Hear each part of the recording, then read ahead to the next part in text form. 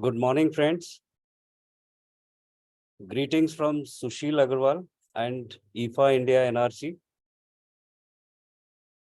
IFA is pleased to host today its webinar named Foreign Tax Credit, Intricacies and Practical Aspects.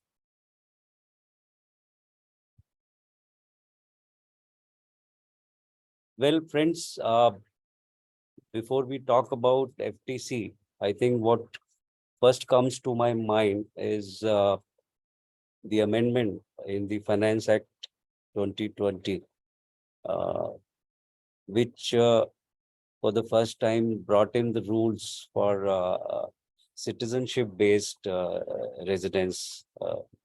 So a person would be treated as a resident in India if he is uh, not taxable in any other country.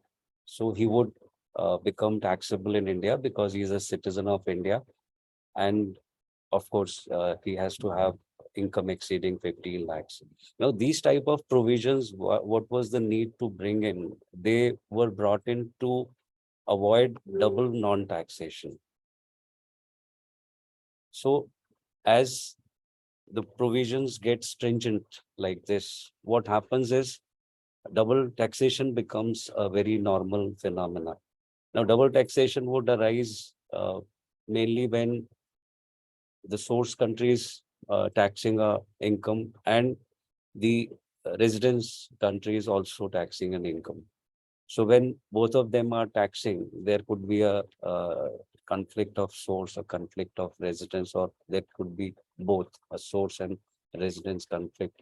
When both of them are taxing, then what happens? The DTA comes into play, and DTA tries to define and restrict each country's right to tax a particular income on a particular person. Now,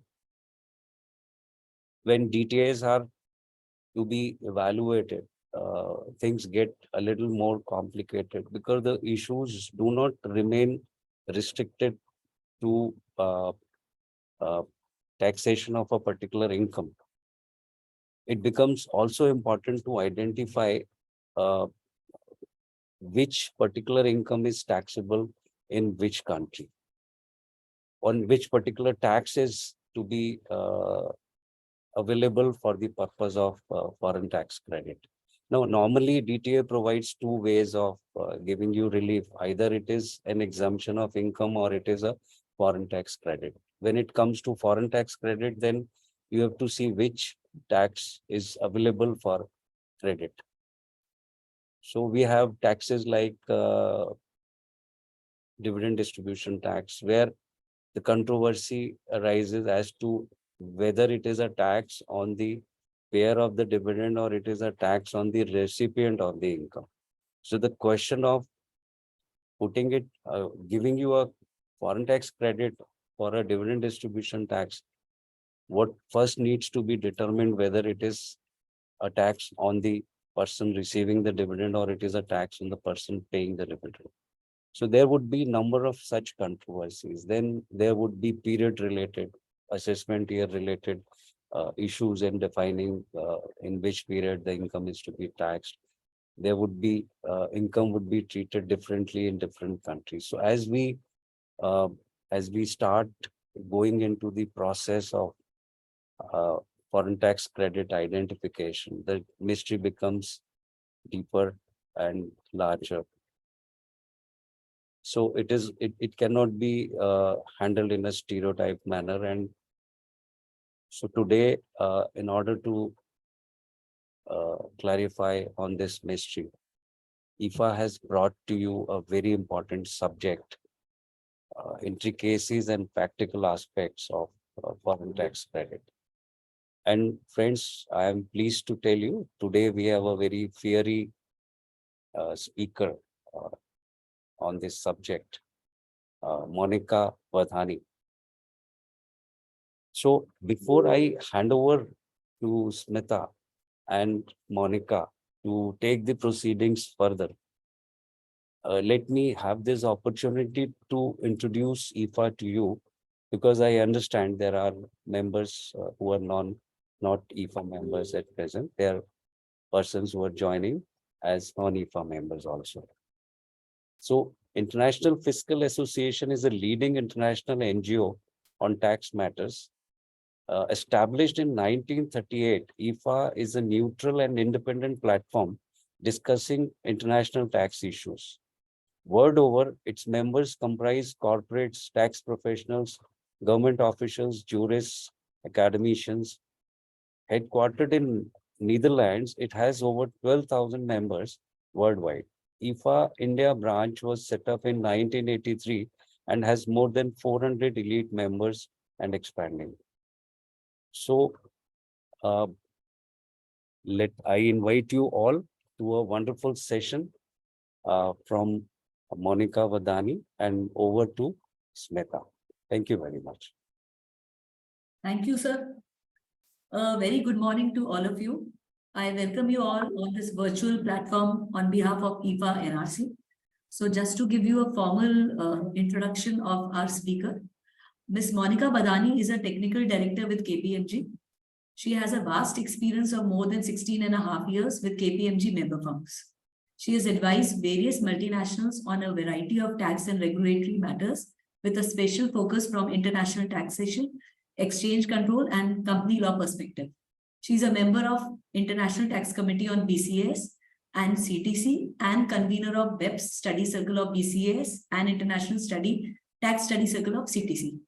She has done in-depth study of BEPS action reports and MLI and has contributed a chapter on overview of MLI and each of its 17 articles, part of MLI compendium published by BCS. She has also contributed a chapter on MFN clause, part of its CTC's latest international tax compendium.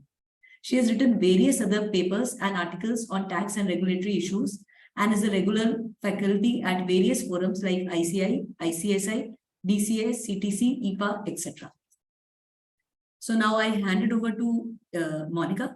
Monica, one question.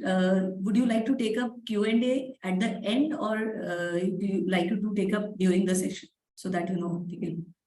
What we can do is that we can have Q&A at the end of each case studies. I have more than 5 case studies, and what we are going to do today, everyone, is that we will discuss the basic aspects in nutshell. Thereafter, we will discuss certain issues, and thereafter we'll move to case studies. And by way of case studies, we will discuss the issues and also various judicial pronouncements and the principles in much detailed aspects. So, Smita, my suggestion is that we can open up Q&A after every case study, but depending on the time, we can also see if it is Q&A is taking longer time, then we can take all the Q&As at the end of the session. I leave on to you. Absolutely fine. So we take it at the end, once you complete with the technical portion, and then you start with the case studies. Then we can see how to take it forward. Okay. Yeah. Thank you. Thank you so much. You can start. Okay. Good morning, everyone. First of all, I would like to thank IFA to give me this opportunity to share my thoughts on one of the most interesting topic, which is foreign tax credit. And in the interest of time, I will straight away move to the context for today's discussion. Sushilji has already set down the context, and he has already explained that what kind of issues could be there in foreign tax credit.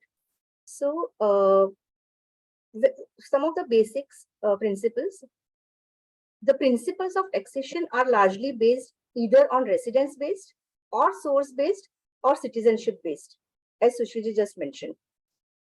There could be various kind of taxation systems. It could be worldwide, like India or USA, or it could be territorial, like Hong Kong, Singapore, etc.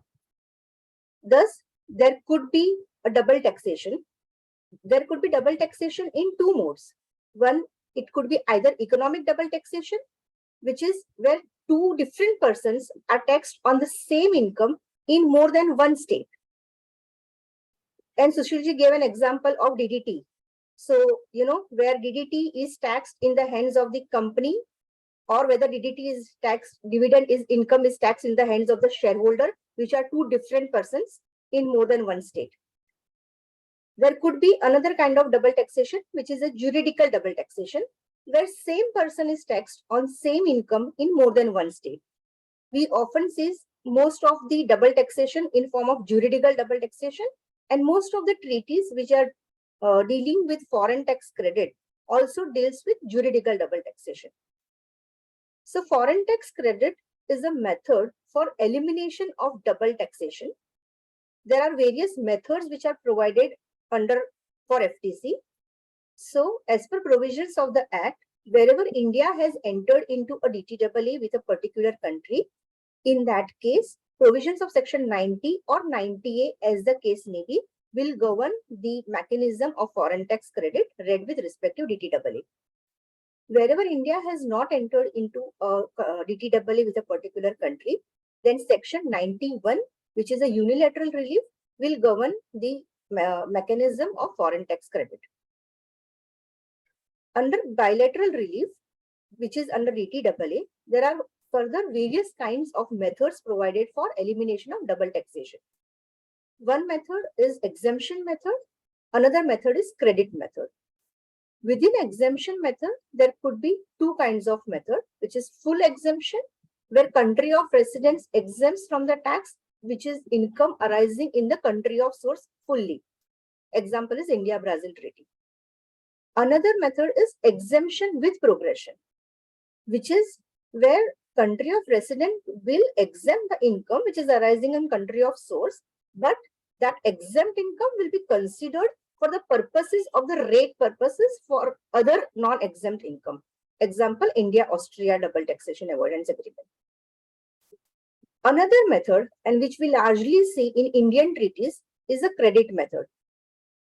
Under credit method, income is not exempted in the country of residence, but country of resident grants credit of the taxes which are paid in the country of source without. So depending on further methods, if it is a full credit method, then there is no restriction. Full tax which is paid in the country of source will be eligible for credit in country of residence. For example, India-Namibia treaty.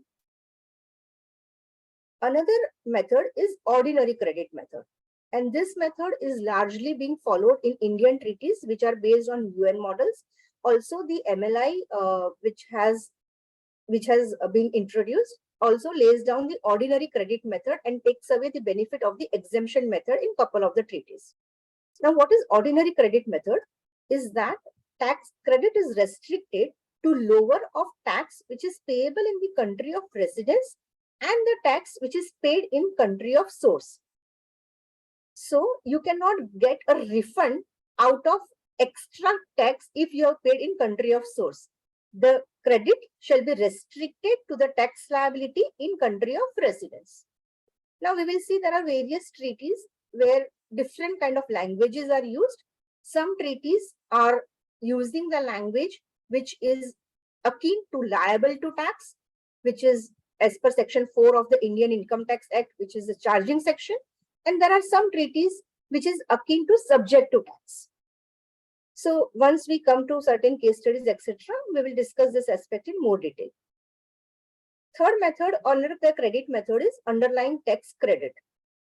This is usually in context of the dividend income, wherein the credit granted by country of source is not only for the taxes withheld on the dividend, but also for the corporate tax paid in the underlying profits out of which dividend is paid. We have various treaties like India, USA, Mauritius, Singapore, UK, etc., which gives underlying tax credit. And fourth method under credit method is tax sparing method, which means that even though if tax is not paid in the country of source for certain reasons, like if it is exempt, etc., but country of residence will still provide a credit towards that tax which ought to have been paid in country of source.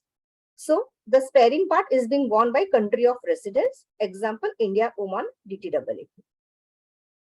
With this, couple of years back in 2016-17, FTC Rule 128 was introduced. Let us understand the overview of the rules, and in next slide, certain intricacies and whether the rule can override the provisions of the Act and whether rule can override the provisions of the treaty and how. So, Rule 128 provides, there are 10 sub-rules under Rule 128. What kind of taxes it provides, how the credit has to be given under Indian income tax towards the taxes which are discharged in the which are paid in the foreign country. So what kind of taxes are covered? Rule 128 says that if there is a DTAA, then you have to go back to the taxes which are covered by the DTAA. If there is no DTAA, in that case, you have to see explanation 4 to section 91. All kind of tax, surcharge or cess under the IT Act and MAT, alternate minimum tax, etc. is being covered. If it is interest, fee, penalty, etc., then those taxes, those are not considered as taxes and therefore not eligible for FTC. Then it comes to mode of credit. How a credit has to be computed and how it is to be calculated. So it says that you have to see foreign taxes paid by way of deduction or otherwise. Now there are certain intricacies over here. It only says by way of deduction or otherwise. So what happens in case of underlying tax credit where you have not paid that by way of deduction? So what do you mean by term otherwise? So we'll see that in next slide. Source by source and country by country. So subrule 5 of rule 128 lays down that the credit has to be computed qua each source and qua each country. Was this position different before the introduction of rule 128? In my view, answer could be no, because when it comes to treaty country, anyways, we see the respective article of treaty for elimination of double tax avoidance, and we compute the credit in accordance with that particular article of the treaty. And when it comes to the provisions of the Act, okay, section 91 also reads that it has to be country by country, and we already had a ruling in case of Bombay Burma trading from the Bombay High Court in this regard. So to my mind, even after introduction of rule 128, position may not be different. However, the way people used to compute foreign tax credit before introduction of 128 was in the total mechanism, especially in case of section 91, and not the country by country. So rule 128 to my mind clarifies that particular position. Then it says that you have to consider FTC, which is lower of tax payable under IT Act and foreign taxes paid. So it only considers the ordinary credit method under rule 128. It does not consider what happens in case of full tax credit, what happens in case of tax sparing, etc. Further, unlike some other countries, there is no mechanism which is provided under rule 128 for carry forward of excess foreign tax credit. Foreign tax conversion, how it is to be computed, is now given under rule 128. So you have to consider TT buying rate on the last day of the month preceding the month in which taxes were paid or deducted. Then it comes to year of claim, in which year you can get the credit of foreign tax credit. So this is akin to the provisions under domestic law when it comes to TDS, which says that the FTC will be granted in the year when corresponding income is offered to tax. It can be claimed proportionately as and when the income is offered to tax in the respective years. However, if there is a disputed foreign tax credit, so in any foreign jurisdiction, if you have disputed any particular foreign tax, and in that case, what rule says is that you will not get the credit towards a disputed foreign tax unless and until the final settlement is achieved, and final you have further if within the 6 months of the final settlement you have furnished certain required documents.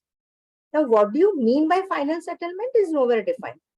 So, for example, if there is any High Court order in any overseas jurisdiction, and if you have filed further appeal before that High Court order, okay, can you say this is a final settlement? Will you say that only after the Supreme Court in the particular country gives any final verdict, then you can say it is a final settlement? So that is not defined. And finally, Rule 128 gives certain compliances which are to be done under Form 67 before the end of the assessment year. The erstwhile Rule 128.9 talked about that Form 67 was required to be filed on or before the due date of filing of return of income. Subsequently, the rule has been amended to say that Form 67 is required to be filed on or before the end of the assessment year. And whether what happens in case of delay in Form 67, whether FTC would be allowed or not, okay, we will just see subsequent slide. Income and certificate from deductor, etc. has to be filed, and proof of payment of taxes in foreign country has to be filed. So with this, friends, as I explained a while ago, what Rule 128 Subrule 5 Subclause 1 reads is that the credit shall be available which is lower of the tax payable under the IT Act and the foreign tax paid on such income. Now, what do you mean by payable? Whether payable can be related to the term chargeable under the IT Act, or whether payable can be read as actual payment of tax under the IT Act, which is akin to subject to tax. So again, word payable is not defined for the purpose of this rule. Secondly, it compares the word payable under the IT Act with foreign tax paid on such income. Okay, so what happens in case of tax sparing? Okay, where you have not actually paid that taxes in foreign jurisdiction, is again not considered under Rule 128.5 Subrule 1. So whether, whether one can see that when there is a mechanism for computation of foreign tax credit, which is prescribed under Section 90 in case of a treaty countries and in Section 91 in case of non-treaty countries, in that case, whether computation mechanism has to be followed as per the DTAA or Section 91, or whether you have to go back and restrict down your computation as per Rule 128 Subrule 5.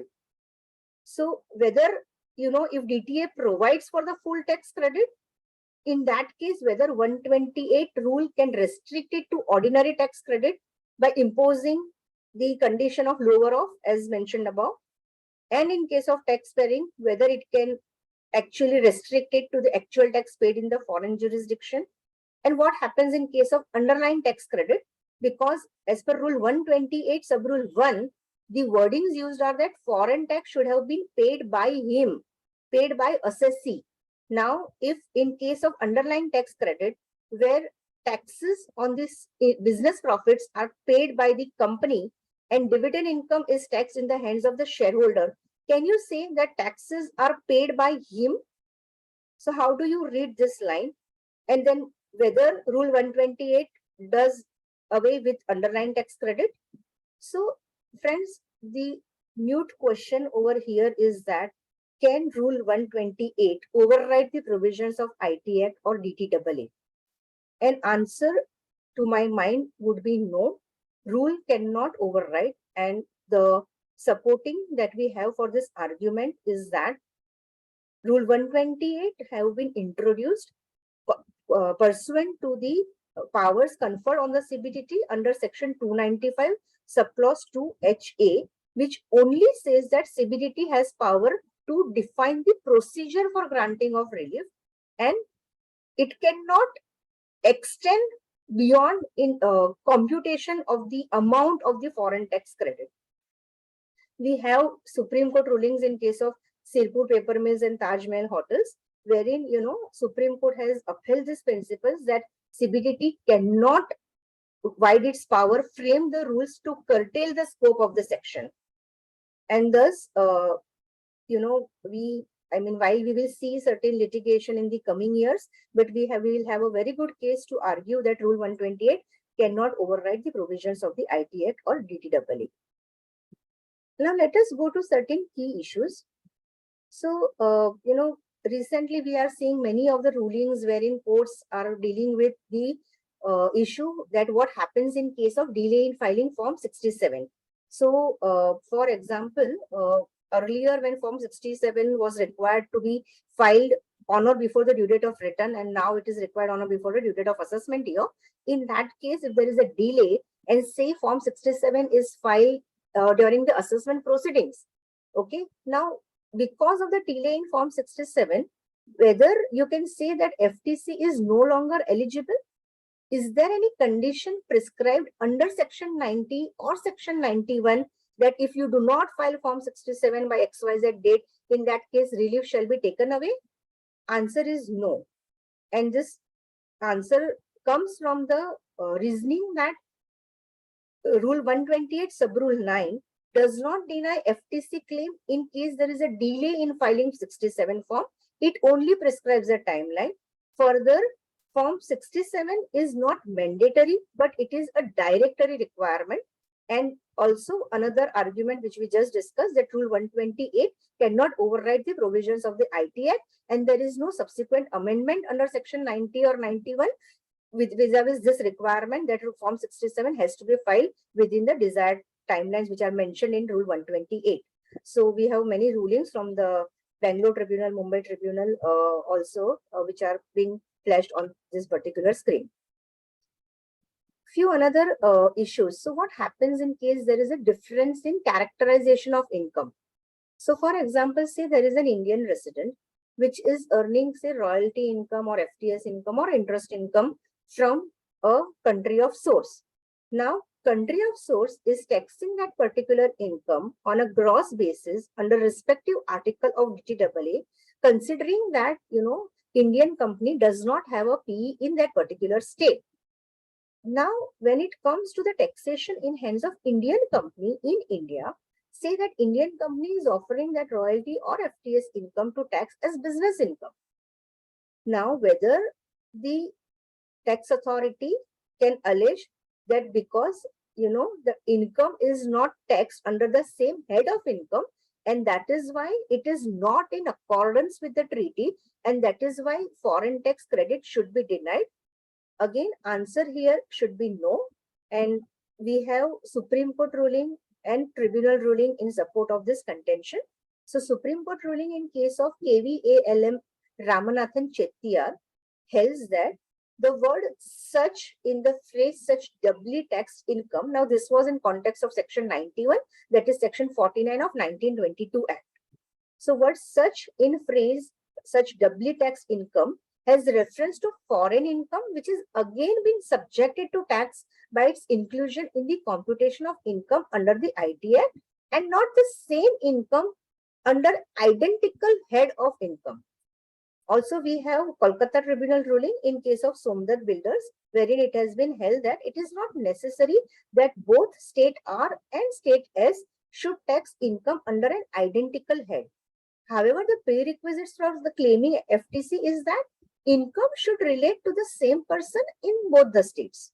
So, if income is offered to tax under different head of income, okay, FTC should still be eligible. We are also seeing many cases these days in case of ESOPs, where foreign country is taxing ESOPs under some other head of income in the hands of, individuals who are receiving ESOPs in India. He may offer ESOPs under some other head of income, whether salary or whether capital gains, etc. Also, in case of buyback of shares, whether it partakes the character of capital gains or it partakes the character of dividend income is another controversy that we are seeing. So the mute question over here is that in case of different head of income, okay, FTC should still be eligible.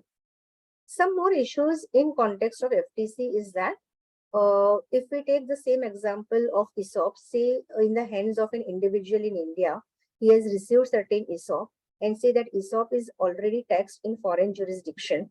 In that case, when it is taxed in India again, whether, say, withholding tax credit for taxes deducted in foreign jurisdiction will be eligible to him while computing his withholding tax liability in India under Section 192.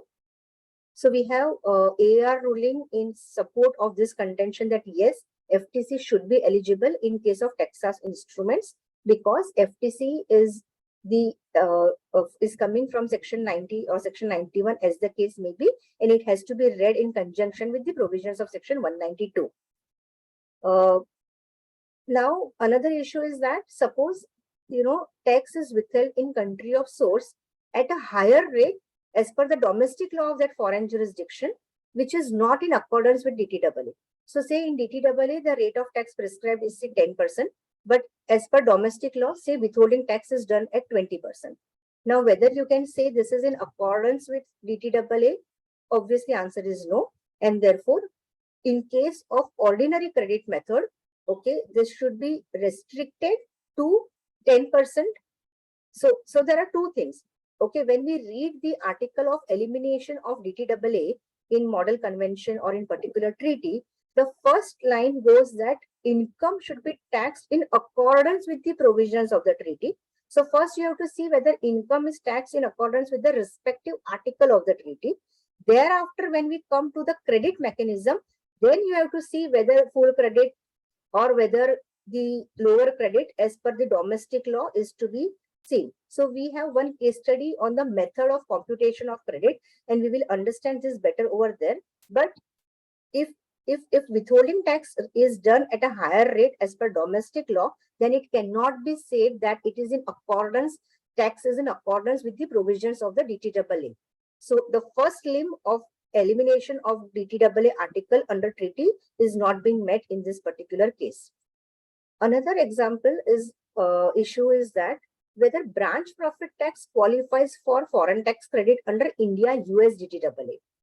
So friends, if we go to definition of taxes under India US DTAA, okay, it talks about federal taxes, okay, and thereafter when it comes to P, it talks about branch profit tax.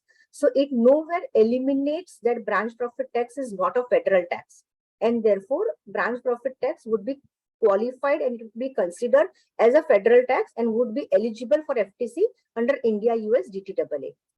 Whether state taxes qualifies for FTC under India US DTAA. So friends, most of you would be aware about this controversy. We already have Tata Sons ruling in support of this particular controversy, wherein the court has held that even though you have a treaty with US and you have to see provisions of section 90, since state taxes are not covered under the definition of taxes for the purpose of India US DTAA, and India cannot enter into a separate agreement with US for state taxes, and thus you can go to section 91 and claim credit of FTC under section 91 qua state taxes. So whether this is a right position, whether whether you can say that you can go to section 91 only when you don't have any treaty and when you are not eligible for section 90 at all. So we don't have any Supreme Court ruling on this particular issue. But as of now, we have Tata Sons ruling, which is supporting this particular contention that state taxes in case of US treaty, even though you have treaty with US, you can still go to section 91 and claim state taxes under section 91. In case of losses, so suppose there is a loss in a foreign jurisdiction. Say there is an EPC company which is having certain on-site services which is provided from the foreign jurisdiction, and it is doing offshore supply from India. Now say there are losses at foreign jurisdiction and there are withholding taxes which are done at foreign jurisdiction on gross basis. Now here, whether you can claim foreign tax credit on those if there is a losses in the foreign jurisdiction. So answer is that, whether losses qualifies under the definition of income. There has to be doubly taxed income. And answer is yes, losses qualifies for the definition of income. And therefore, even though there are losses at a foreign jurisdiction, if that is again being subjected to tax in India, and if it is a doubly taxed income, then FTC should be eligible on the same. Friends, with this, let us understand various case studies, starting with the first case study on method of computing foreign tax credit. So whether it should be gross method or net method, or whether it should be proportionate method or specific method, as the case may be. Let us understand with help of one example. So say there is an ICO, an Indian company, which is engaged in developing and selling software to worldwide customers, say Singapore, Indonesia, Afghanistan. Now the example taken is with India. India has a treaty with Singapore and Indonesia, but India does not have a treaty with Afghanistan. So as far as Singapore and Indonesia, you have to see respective article of that treaty. And for Afghanistan, you have to see section 91 when it comes to the eligibility on the foreign tax credit. Now say Indian company is subjected to tax at a rate of 22% on its net profits in India. During a year, ICO has sold certain additional licenses of software to its customers in Singapore, Indonesia, and Afghanistan. And say ICO has also provided AMC services to its customers in Indonesia.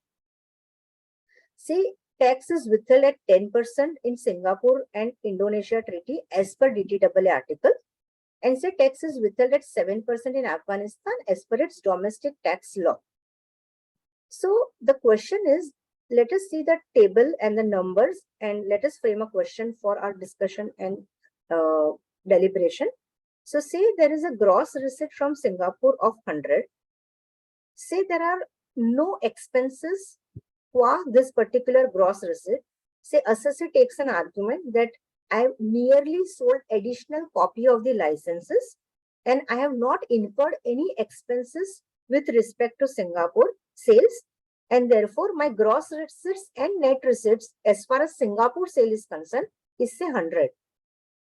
Similarly, when it comes to Indonesia, on gross receipts on sale of additional licenses of 120, say there are no expenses and gross receipts and net receipts are same.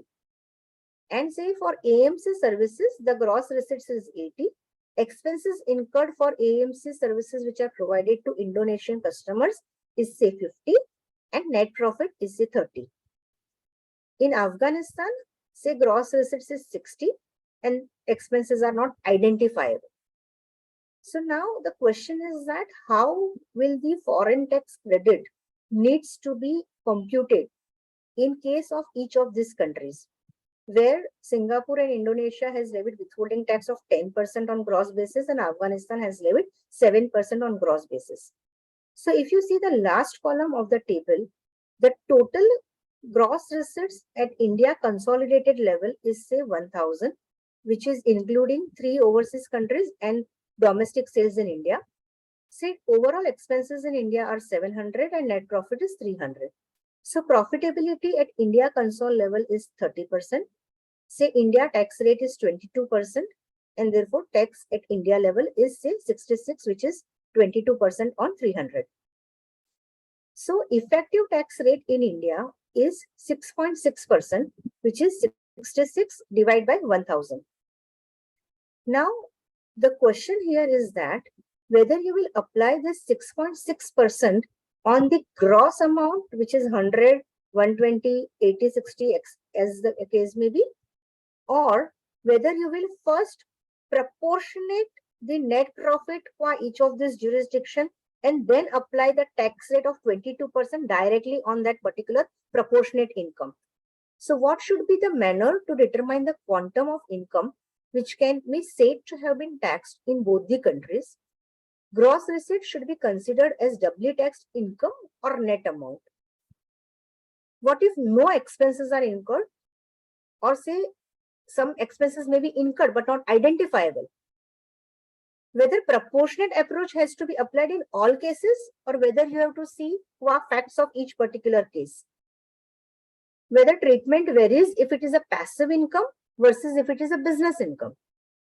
So this first limb is on determination of doubly taxed income. And then we come to second limb on determination of eligibility of FTC, which is whether effective tax rate is to be applied to foreign source gross income, or whether tax rate applicable in India, which is 22% in this case, is to be applied to foreign source net income. So let us understand the model convention article. Also, let us go through the Singapore and Indonesia article in this particular facts, and then go to section 91 and then see what is the language of the respective provisions. So if we read Article 23B of UN Model Convention or OECD Model Convention 2070, the language used is that where a resident of a contracting state derives income or owns capital which may be taxed in other contracting state in accordance with the provisions of this convention. So it says in accordance, it has to be taxed in accordance with the provisions of this convention.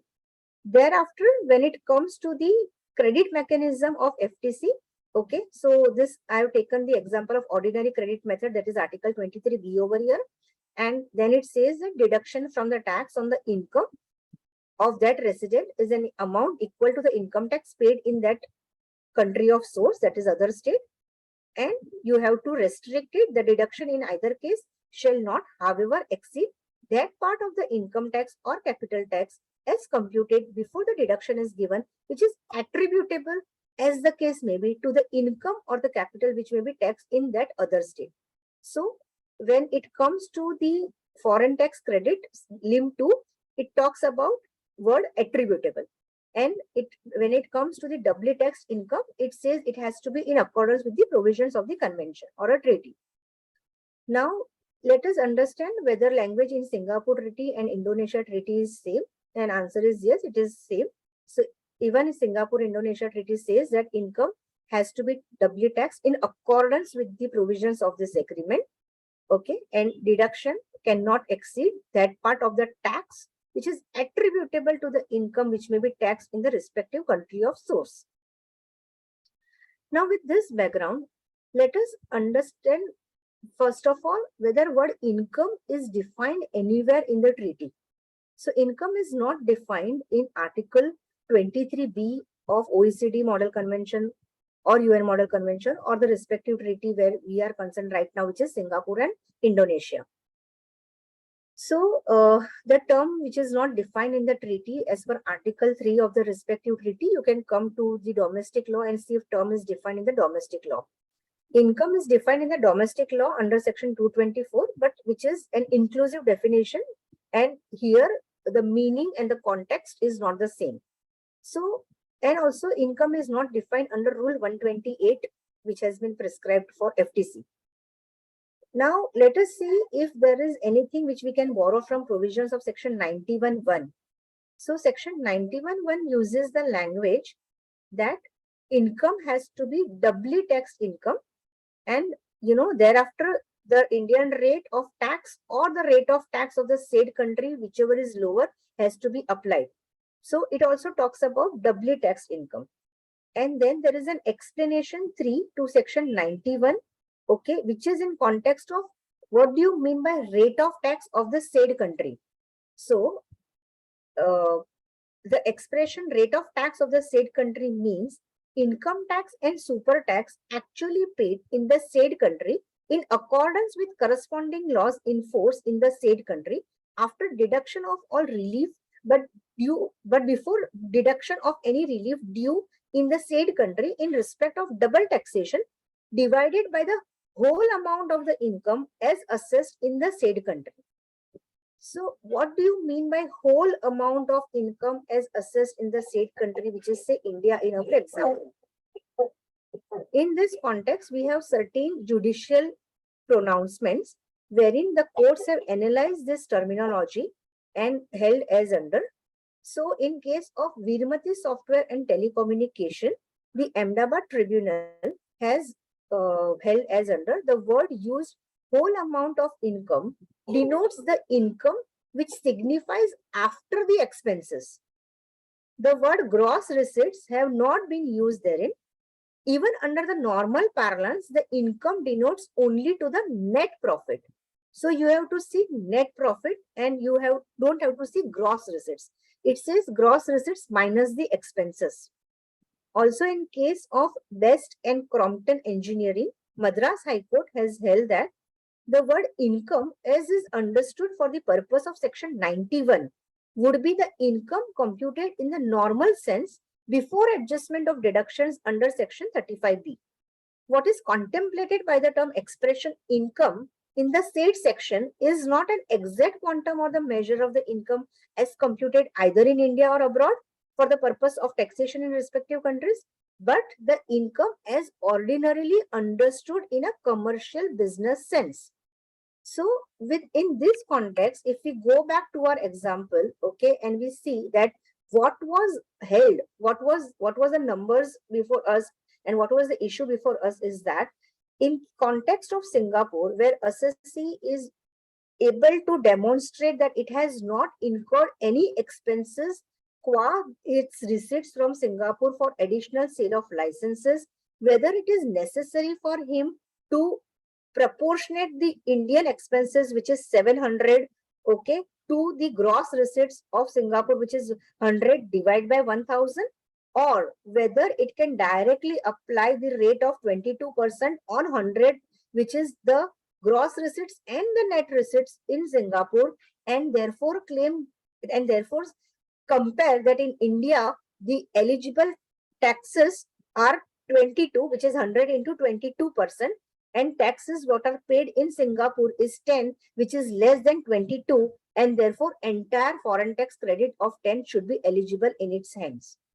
So friends, in this context, now we have Ahmedabad Tribunal ruling in case of Allied Core Technologies Private Limited versus DCIT, wherein Ahmedabad Tribunal has considered numbers, practical aspects, and the facts of this case study are based on this Allied Core, and the the principles which are upheld are as under.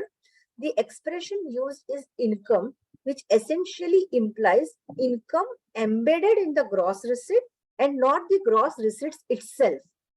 This approach is also reflected in UN Model Convention and OECD Model Convention. Normally, the basis of calculation of income tax is total net income, that is gross income less allowable deduction. Therefore, it is the gross income derived from the source state less any allowable deductions, whether it could be specific, which is identifiable, or whether it is proportional, connected with such income which is to be exempted. It is therefore not really the right approach that you have to consider the gross receipts.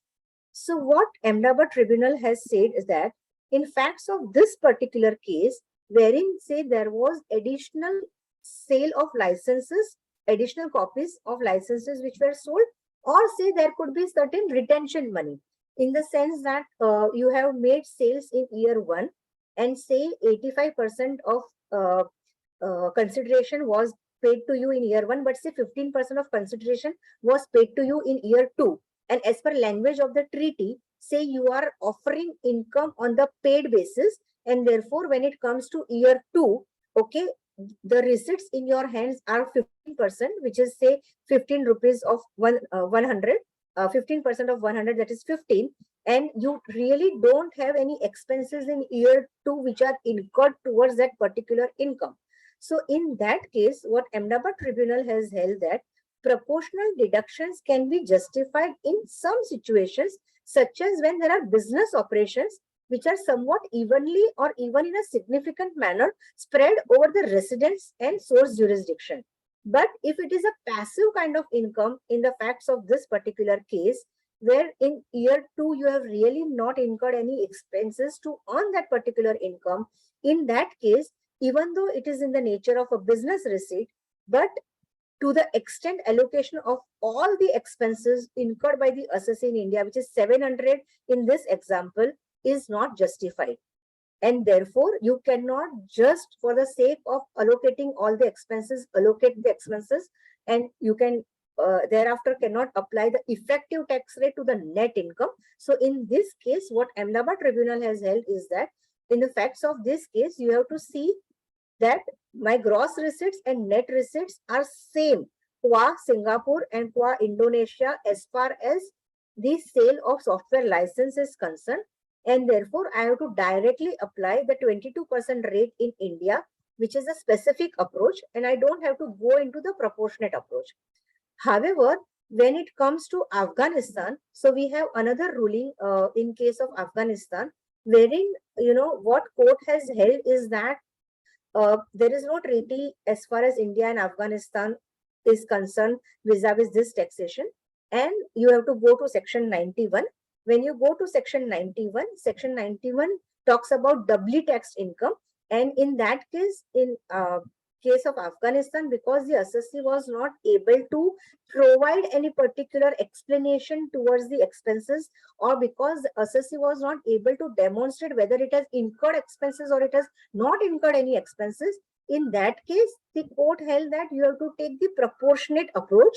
And when you take the proportionate approach, you have to portion 700 rupees of expenses towards the gross receipts from the respective country, that is Afghanistan in this case. And then on the net income from Afghanistan that would have been, on that you have to apply the effective tax rate of India, which is 6.6%. So friends, what principles are coming from various judicial pronouncement is that there may not be any particular thumb rule which may apply in all particular cases, and you have to see facts of the cases in each and every case. Ahmedabad Tribunal has also specifically mentioned in its ruling at the end that we may add that this decision cannot be the authority for the general proposition that only marginal or incremental cost incurred in respect of foreign income should be taken into account, and the overheads cannot be allocated thereto. So the specific approach, wherever it is possible, that has to be followed. Where expenses are not incurred and where it can be demonstrated it has not incurred, in that case where net income is same as gross income, and where it where it is incurred and specifically identifiable, then the tax rate in India, which may be 22% or 30% as the case may be, has to be directly applied to such foreign sourced income, even though the net income may be same as the gross income. But where expenses have been incurred and not identifiable, in that case proportionate approach has to be followed, and in that case, after determining the proportionate net income in India, the effective tax rate in India has to be applied. With this, I am going to next case study, which is on the principle whether foreign tax is a deductible expenditure or not.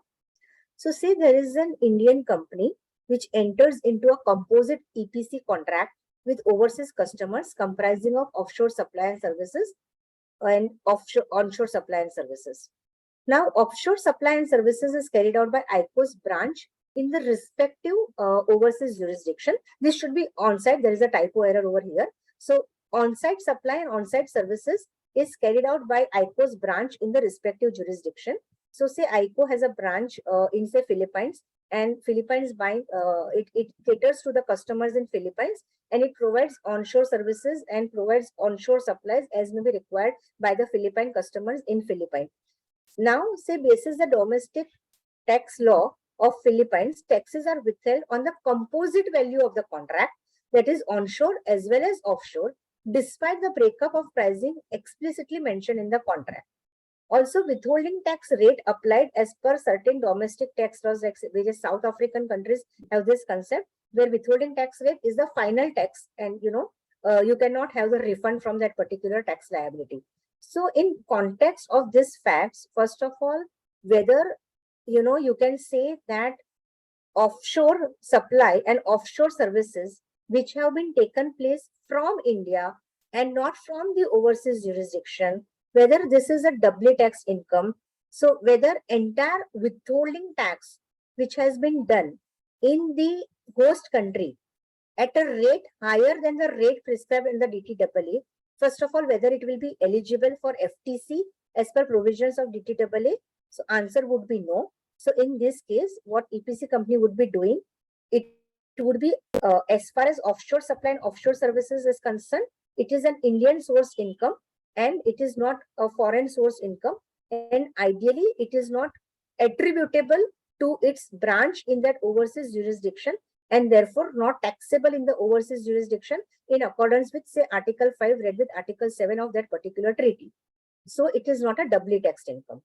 Only onshore supply and onshore services which has been taken care by ICO's branch in that overseas jurisdiction, which is again consolidated in India and offered to tax on a worldwide income basis in India, that onshore supply and onshore services will become a doubly taxed income.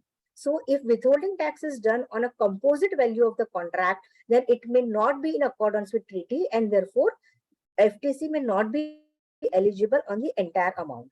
Now, having said if FTC is not eligible on the entire amount, the next question which arises is that whether for excess foreign taxes which are ineligible for FTC, for that whether you can claim deduction under section 37(1) read with provisions of section 48(2) of the IT Act. So friends, you may all be aware about the Bombay High Court ruling in case of Reliance Infrastructure. The observations which I want to make on that particular ruling, and that is why I have selected this case study, is to discuss and deliberate whether, whether one can say that Bombay High Court ruling is a per incurium ruling and it has not discussed certain other rulings which were there before deciding the issue in favor or against the SSC. So friends, let's understand what do you mean by uh, uh, first tax under 48(2). So section 37(1) is a general section which provides a deduction. There is section 48(2) which says that certain amount shall not be deductible, and 48(2) talks about disallowance of tax. So the way it reads is that it starts with a non-obstantive provision, notwithstanding anything to the contrary in sections 30 to 38, the following amount shall not be deducted in computing the income chargeable under the head profits and gains on the business and profession.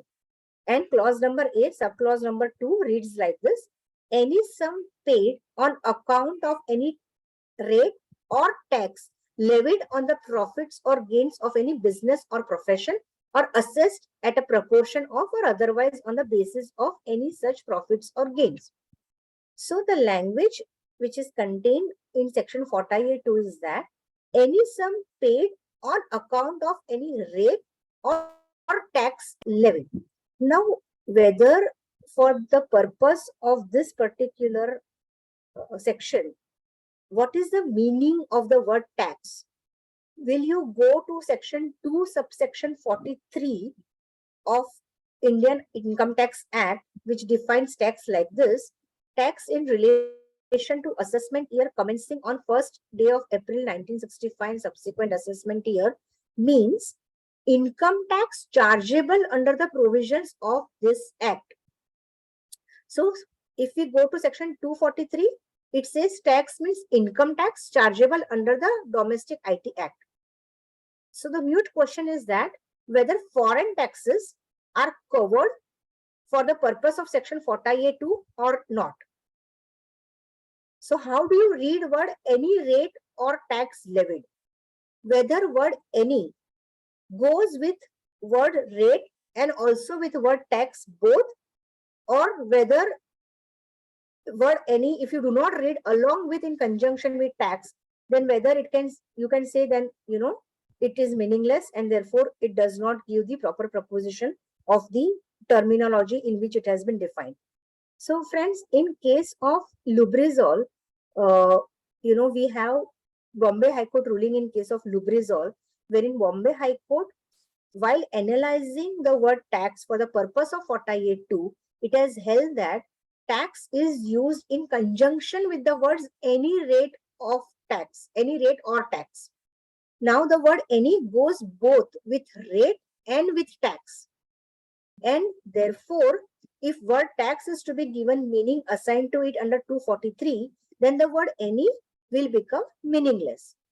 So in this case, Lubrizol, Bombay High Court has held that because you have to read word any along with word tax, and therefore it is not confined only to Indian Income Tax Act, and therefore foreign taxes are also covered for the purposes of section 48(2). And if foreign taxes are covered under 48(2), then you cannot claim deduction under section 37(1). And this was being upheld by many other courts following the Lubrizol, which was in case of KC International, Kerala Lines, Smith Lines, which is a Supreme Court ruling, Smith Line and French India, that also upheld the principles in case of Lubrizol and held that, foreign taxes are covered for the purposes of 48(2). So all these rulings were before the amendment under section 48(2) by way of Finance Bill 2006, wherein explanation was inserted to the provisions of section 48(2).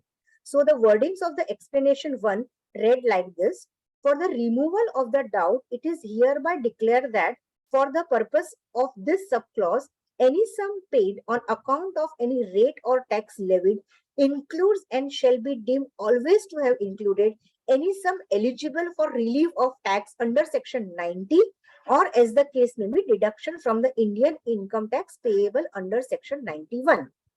So friends, if if if if we have to take a meaning that tax is to be confined only to Indian income tax as per 243, if that was the proposition, what was the need of introduction of explanation 1? So whether this explanation 1, okay, which talks about the relief of the foreign taxes under section 90 or 91 as the case may be, is this expanding the scope of 40A2 or is this explaining the scope of section 40A2? This is the controversy which we need to understand. And if we see the memorandum at the time of introduction of this explanation under Finance Bill 2006, it reads as, there was a double benefit which was claimed by some taxpayers. So taxpayers used to claim relief under 1991 for foreign taxes. And at the same time, they used to claim deduction under section 37.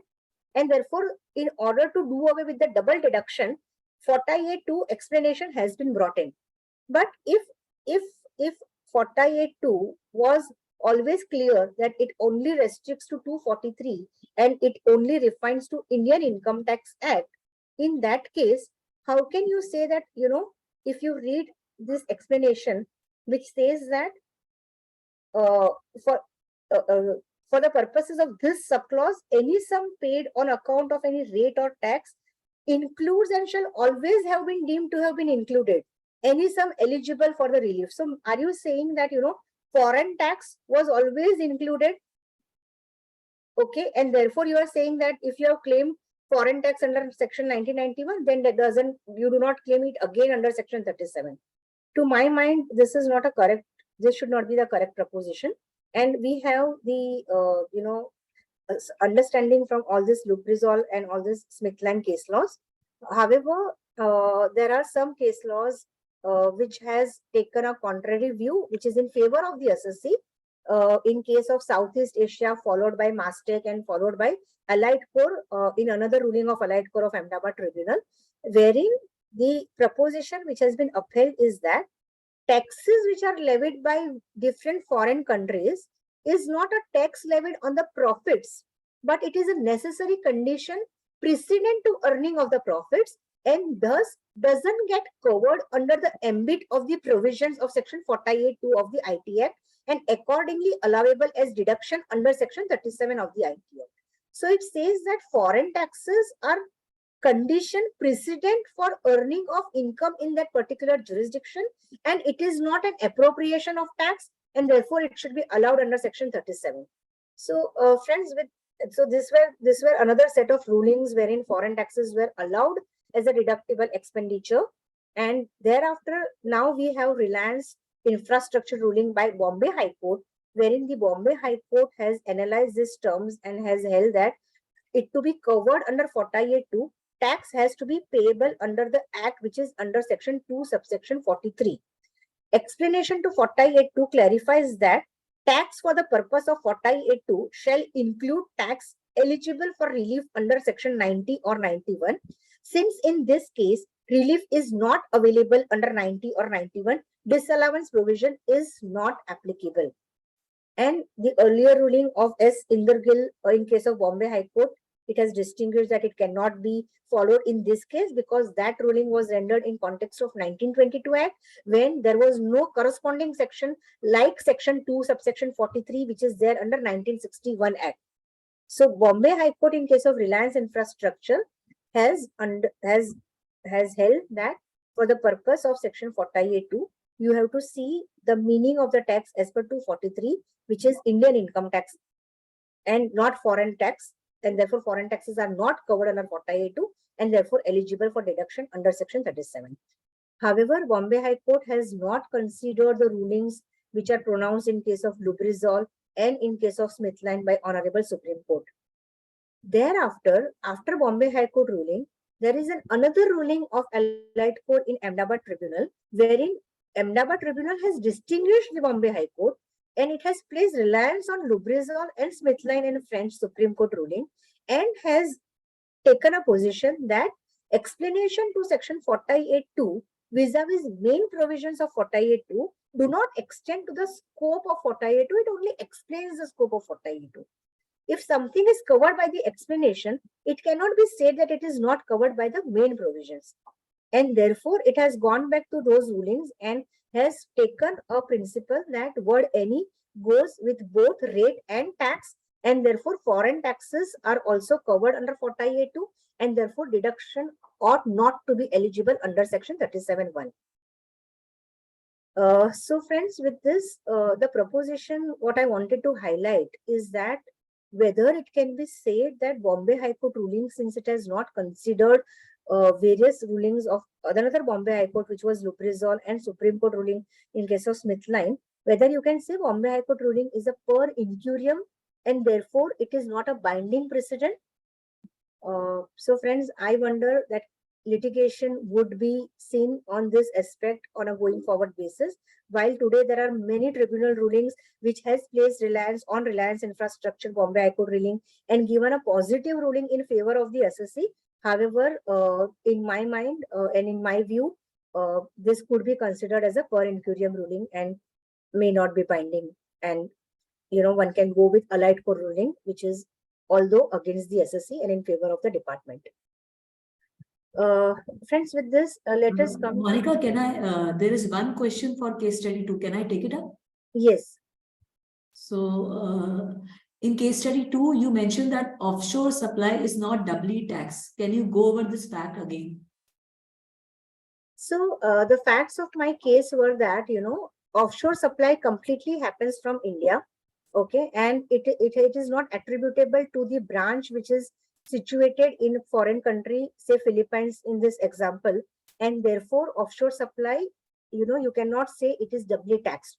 So now there are various controversies which can arise here also, wherein what do you mean by source of income? So we have various rulings in context of section 9, subsection 17,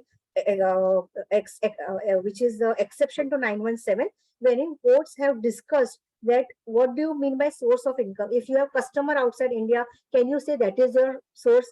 And therefore, or whether you can say if entire activities are taking place of India, there is no source outside India, even though there is just a customer who is placed outside India.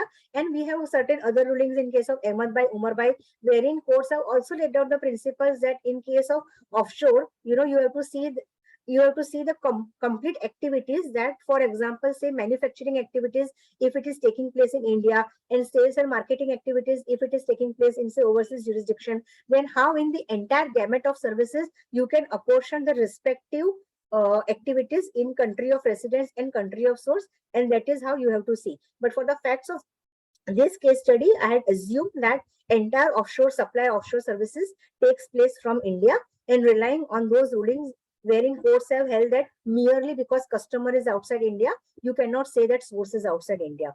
And that is why I say that offshore may not be held to be a doubly taxed income. So it is only income which is taxed in India, and it should not be taxable in the source jurisdiction because it is not attributable to the branch activities undertaken by the branch in the source jurisdiction. So there is one more question lined up. Can I take that also? Yeah. So due to the ineligibility of the foreign tax relief under section 90 and 91 of the Act, an assessee is not being able to recover this amount from the foreign clients and is resulting into loss incurred during the course of carrying on its profession. Such loss is a loss incidental to the business profession. Can a view be taken that loss incurred due to non-realization of the relief or credit for taxes withheld by foreign clients is in nature of loss in the normal course of business and hence allowable under section 28 of that? So Bhumika, your question is that suppose, if we go with the argument that say, Bombay High Court ruling may be considered as per incurium and say foreign taxes are ineligible for deduction under section 37.1, in that case, whether you can take resort or shelter to provisions of section 28, and whether you can say that, it is a loss in the course of the business. So, again, then you go back to those rulings in case of Mastec, wherein it is held that, this expenditure are not cannot be foreign taxes which are paid in foreign jurisdiction are not the appropriation of income, but it is an expenditure incurred which is incidental and a precondition to undertake business in that particular jurisdiction, and therefore whether you can take a shelter of those ruling and claim loss under section 28, which is a argument that you may explore. Thanks. You can continue. Thanks. Oh, okay. So friends, let us go to next case study. Another interesting case study. So this is in context of, interplay between provisions of section 80M, section 115 BBD and foreign tax credit. So first of all, let me clarify what is 80M, 115 BBD, while we have reproduced the language and we'll go through word by word. But before that, let us understand the facts of the case and what is and why I have selected this particular case study. So there is an XYZ company, which is a foreign company, which is a wholly owned subsidiary of an Indian company, ICO2. And say ICO2 is a wholly owned subsidiary of another Indian company, ICO1. Now, say XYZ foreign company declares and pays dividend to ICO2. And in the same year, say ICO2 declares and pays dividend to ICO1 out of that foreign dividend which it has received from XYZ Co. So the question here is that, now as per the law which stands today, dividend is taxable in the hands of shareholder and there is no DDT in the hands of the company. So I have taken two scenarios. One is if this transaction has taken place in first week of March 2020, and if this transaction has taken place in first week of March 2023. The reason for taking these two different dates is that the provisions of section 115 BBD, which is a special rate of tax of 15% on foreign dividend income, is no longer applicable from assessment year 23-24, that is financial year 22-23. And therefore, when we are looking into scenario 2, wherein the entire transaction has taken place in March 2023, in that case, you don't have to see provisions of 115 BBD. You only have to see ATM versus FTC. If we see the transactions, if it has taken place in March 2020, then 115 BBD was applicable. And when Finance Bill 2020, which introduced the taxation of dividends in the hands of the shareholder, has reinstored the provisions of section 80M in order to cascade the effect of the taxation of dividend in case of the intercompany dividends. So friends, with this background, let us now understand that how to read provisions of section 80M, 115 BBD and FTC in the given case. So question before us in this case study is whether deduction under 80M is qua gross total income or whether it is qua foreign dividend income. How does subsection 2 of 115 BBD is to be read? Does it prohibit the deduction under 80M from foreign dividend income? And whether deduction under 80M is eligible against foreign dividend income taxed at special rates under 115 BBD? Whether the special rate under 115 BBD subsection 1 is to be applied on the gross dividend or on the dividend income net of the deduction under section 80M, and whether FTC would be allowed in India on foreign tax paid on foreign dividend if the foreign dividend is taxed at a special rate. So friends, the section, the placement of the section, the wording of the section, okay, under which chapter it is coming from, etc., is important for us to understand the controversies when we understand applicability of section 80M versus 115 BBD and correspondingly foreign tax credit as per provisions of section 1991 as the case may be. So friends, before I go to these examples on the case study, okay, we can go through the provisions of the section, okay, and then go back to the table to understand that what is the question before us okay, which I explained, which I read in the above paragraphs. So say, let me read the provisions of section 80M and let me read the provisions of section 115 BBD and go back to the table and go back to the questions. So 80M reads like this, where the gross total income of a domestic company in any previous year includes any income by way of dividend from any other domestic company or a foreign company or a business trust, there shall, in accordance with and subject to the provisions of this section, be allowed in computing the total income of such domestic company a deduction of an amount equal to amount by way of dividend received from such domestic company, which does not exceed the amount of dividend distributed on or before the due date. So it says that, where a domestic company has received any dividend income from any other domestic company or a foreign company. In that case, if it has in turn declared a dividend, okay, in the same year on or before the due date, in that case, he is eligible for deduction under section 80M. Then we come to provisions of section 115 BBD, which talked about special rate of tax in case of foreign dividend income.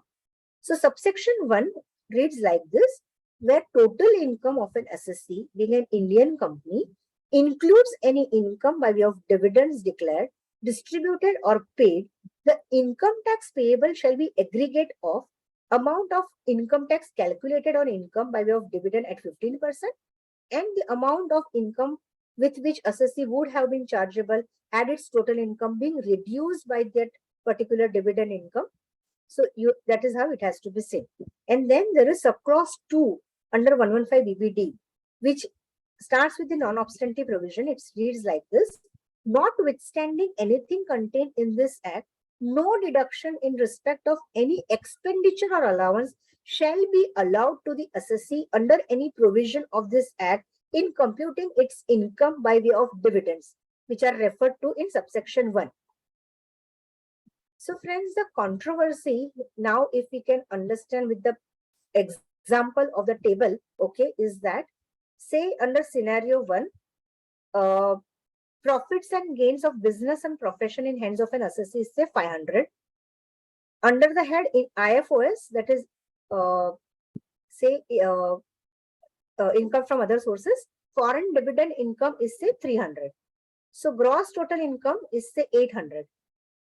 Now, if deduction under 80M is claimed, qua that foreign dividend income, assuming that, foreign dividend income is in turn declared and distributed by that Indian company to another Indian company in the given timelines, then 80M is say 300.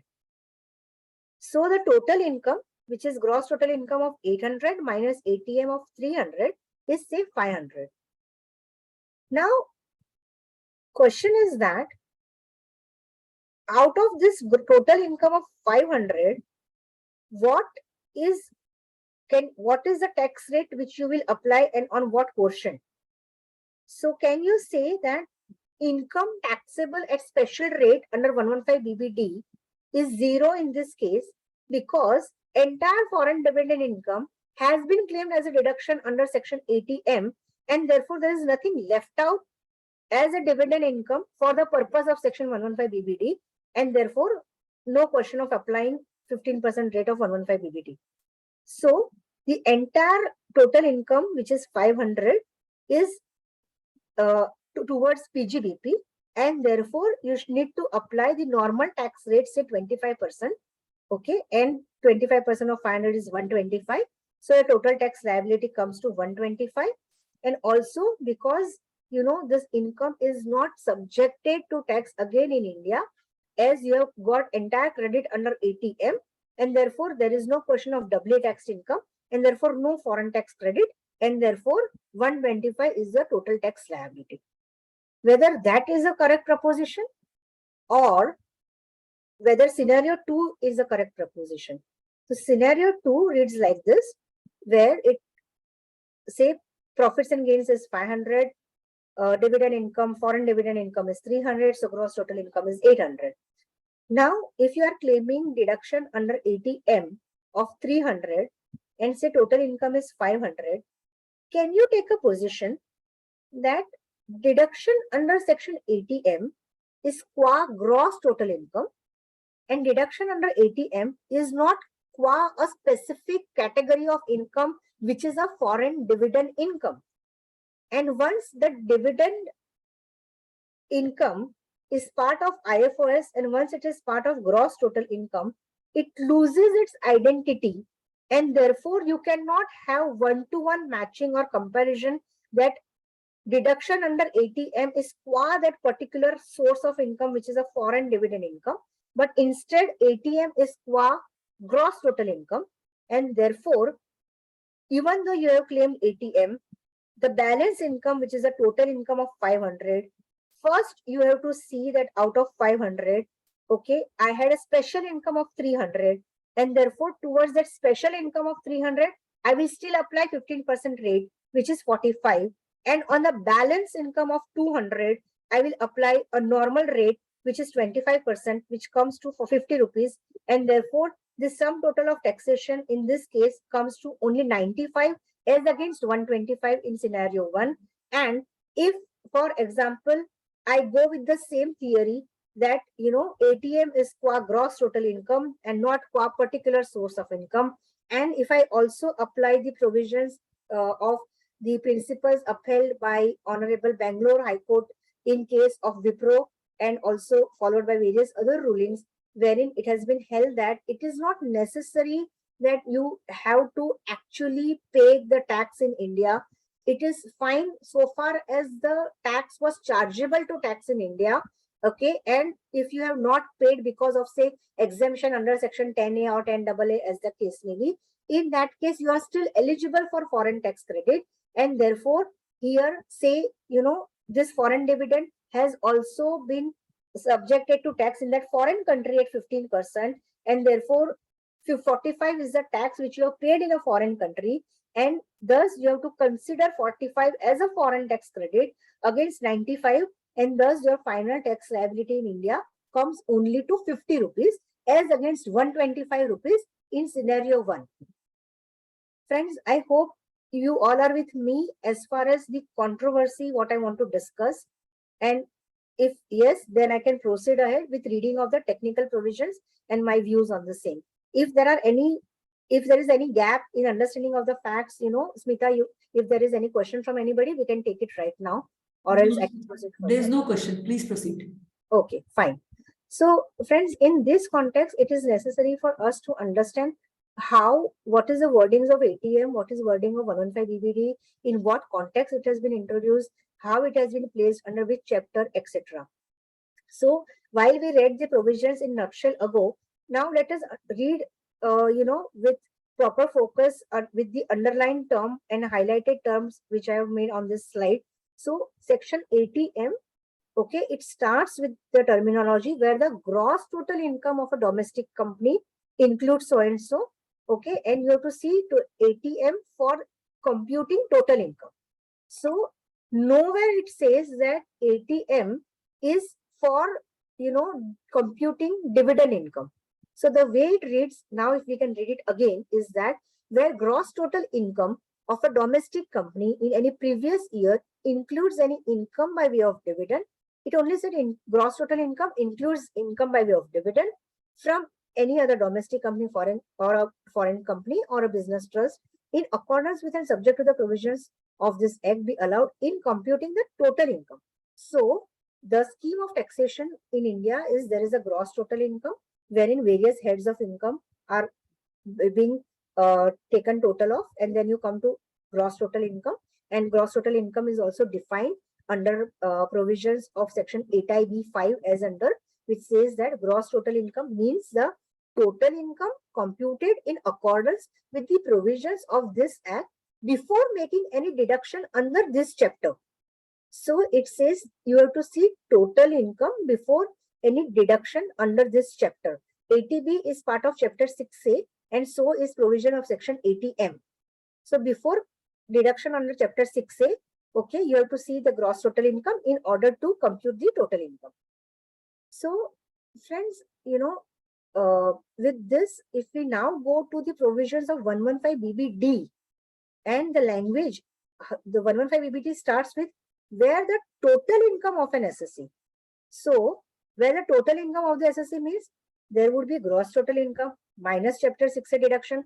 Then you come to total income. Correct? So it reads where the total income of an SSC being an individual includes any income by way of dividends declared, distributed, paid by a specified foreign company, the income tax payable shall be aggregate of the amount of income tax calculated on income by way of such dividend at 15% and the amount of income tax with which the assessee would have been chargeable had its total income. Okay, so this is not relevant for us. And then it says notwithstanding. So friend, this is the controversy. And further, when we go to subsection 2, okay, so subsection 1 of 115 BBD talks of special rate of tax of 15% in case where total income includes any foreign dividend income. And how to compute that total income or what is the meaning of that total income or dividend for the purpose of this total income is given under subsection 2, which starts with non-obstante clause. It says notwithstanding anything contained in this act, no deduction in respect of any expenditure or allowance shall be allowed to the SSC under provisions of this act in computing its income by way of dividends referred to in subsection 1. So now if in light of this, we go back to each individual question. Okay, so if we read first question part 2, how does subsection 2 of 115 BBD is to be read? Does it prohibit a deduction under 80M? So it says that no deduction shall be allowed, okay, in respect of any expenditure or allowance. Now, first of all, okay, what is the context of subsection 2? Subsection 2 of 115 BBD says that for computing dividend, which is a foreign dividend, okay, you don't have to consider expenditure or allowances, which means that when you are computing foreign dividend income under the head IFOS, you don't have to consider certain expenditure allowances, which may be, for example, say provided under section 57. Section 57 provides for certain expenses which you may have incurred in context of dividend. So this subsection says that you don't have to consider those kind of expenditure. Does it ever say that you don't have to consider deduction under section 80M? To my mind, answer would be no, because first of all, whether, 80M is an expenditure? No, it is not an expenditure. It is a deduction under chapter 6A. Okay, is it an allowance? One can say it is some kind of a deduction or some kind of a relief, and therefore, somebody can say it is an allowance, but it is not in context of determining the dividend income. And therefore, here you have to see that only those kind of deductions under section 57, okay, is not to be considered when you compute foreign dividend income for computation of foreign dividend income under the IFOS. Now, when you compute, so IFOS is, then gets consolidated into gross total income and ATM and then total income. So this is how in my mind you have to read. Thereafter, the second question is that, whether ATM is qua gross total income or qua foreign dividend income. So as the language reads of ATM on first line, it says where the gross total income, and therefore, okay, ATM looks like it is qua gross total income. And when dividend income forms part of gross total income, it loses its identity. However, I would like to highlight the memorandum, okay, which was being brought as a part of Finance Bill 2020 at the time of reintroduction of Section ATM, which read like this: insert new Section ATM as it existed before its removal by Finance Act 2003 to remove the cascading effect with a change that set-off will be allowed only for dividend distributed by the company 1 month prior to the due date of filing of return in place of due date of filing of return earlier, etc. So it uses the word cascading effect. Now, when can you use the word cascading effect? Only if it is in context of the dividend income. Okay, so that is an objective that, it should not be taxed twice in the hands of the company, and therefore to remove the cascading effect, ATM was introduced. If this is the philosophy and this is the rationale for reintroduction of ATM, in that case, okay, even though the language reads that where it starts with gross total income, okay, going by the memorandum language, one can still contend that, it is qua that particular foreign dividend income. And that is how you have to go as per the intention. And therefore, you can take another view, okay, that yes, you have to see one to one. That is scenario one in my case, that you have to see one to one, that if you have taken ATM deduction, then there is no base of foreign dividend which is left out in that particular total income. And therefore, there is no question of applying any special rate of tax under section 115 BBD. So, that is what is coming from this. And we have, some analogy which we can draw from one of the CBDT circular 721 of 1995, which was in context of section 112. So, friends, there are various provisions for special rate of tax like 112. There is also one section 115A, which talks about, where you offer special income to tax at gross rate of tax of say 10% or now 20%. In that case, subsection 4 of 115A explicitly mentions that Chapter 6A deduction shall not be eligible in order to compute the income under the special rates, and you have to apply the gross rate, okay, on that gross income. So there is an explicit provision, okay, but there is no such explicit provision under 115 BBD, and that is why this controversy is being arising. So in this context, another example, if we can take, is this 112, okay, which is in context of capital gains taxation, long-term capital gains taxation, wherein in the similar language of 115 BBD, what CBDT circular reads is like this: the total income is to be computed in the manner prescribed in the IT Act. Set off of the loss as per the provisions of section 70 to 80 is a stage which is a part of this procedure. When this procedure is adopted and computing gross total income or total income, only the amount of income after set off which remains under the head as part of the gross total income or total income, only that amount of long-term capital gains which is included in such total income would be subject to tax at a prescribed flat rate. So this circular for 112 explicitly says that for computation of long-term capital gains, you have to set off your losses under section 70, etc. Then you have to see what is the final amount of capital gains, which is forming part of the gross total income or total income. And then you have to apply that special rate only vis-a-vis that particular income and not the total amount of long-term capital gains. So if we draw analogy from this particular circular, okay, this supports scenario number one, that is, even though the language of ATM is, although it is gross total income, but you have to see it qua the foreign dividend income, and therefore you don't have to again consider it for the special rate. And you now we come to FTC also, and we have some supportings on FTC as far as section 91 is concerned, so which is unilateral relief. So in context of section 91, Andhra Pradesh High Court in case of CS Murthy and Rajasthan High Court in case of RN Ranji has held that wherever deduction was claimed under section 80 RRA with respect to foreign sourced income, in that case, only the balance income could be considered as the doubly taxed income for the purpose of section 91, and only that balance income qualifies for the foreign tax credit under section 91. So if we go with this supporting, then scenario one looks like the correct proposition.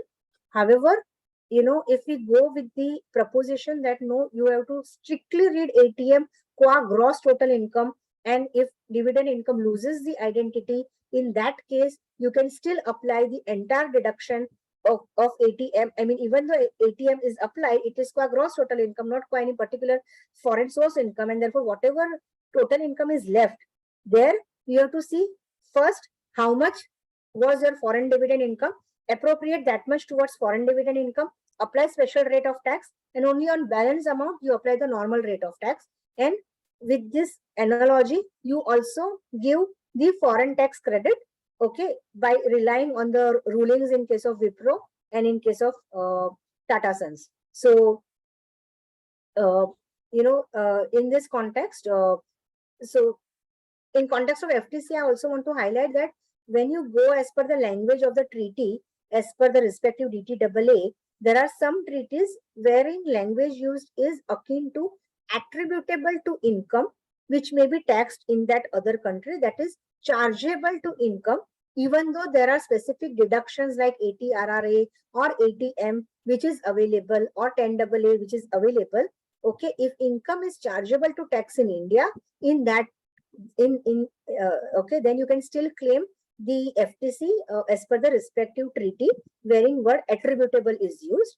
But if treaty uses the word which is akin to subjected to tax in both the countries, okay, so for example, certain treaties like UK, Canada, Australia, etc., which uses this terminology, there the strict interpretation, you have to see the word subjected to tax, which is narrower term, and therefore the actual tax outflow in India will only qualify for FTC and not the income which was otherwise chargeable to tax in India.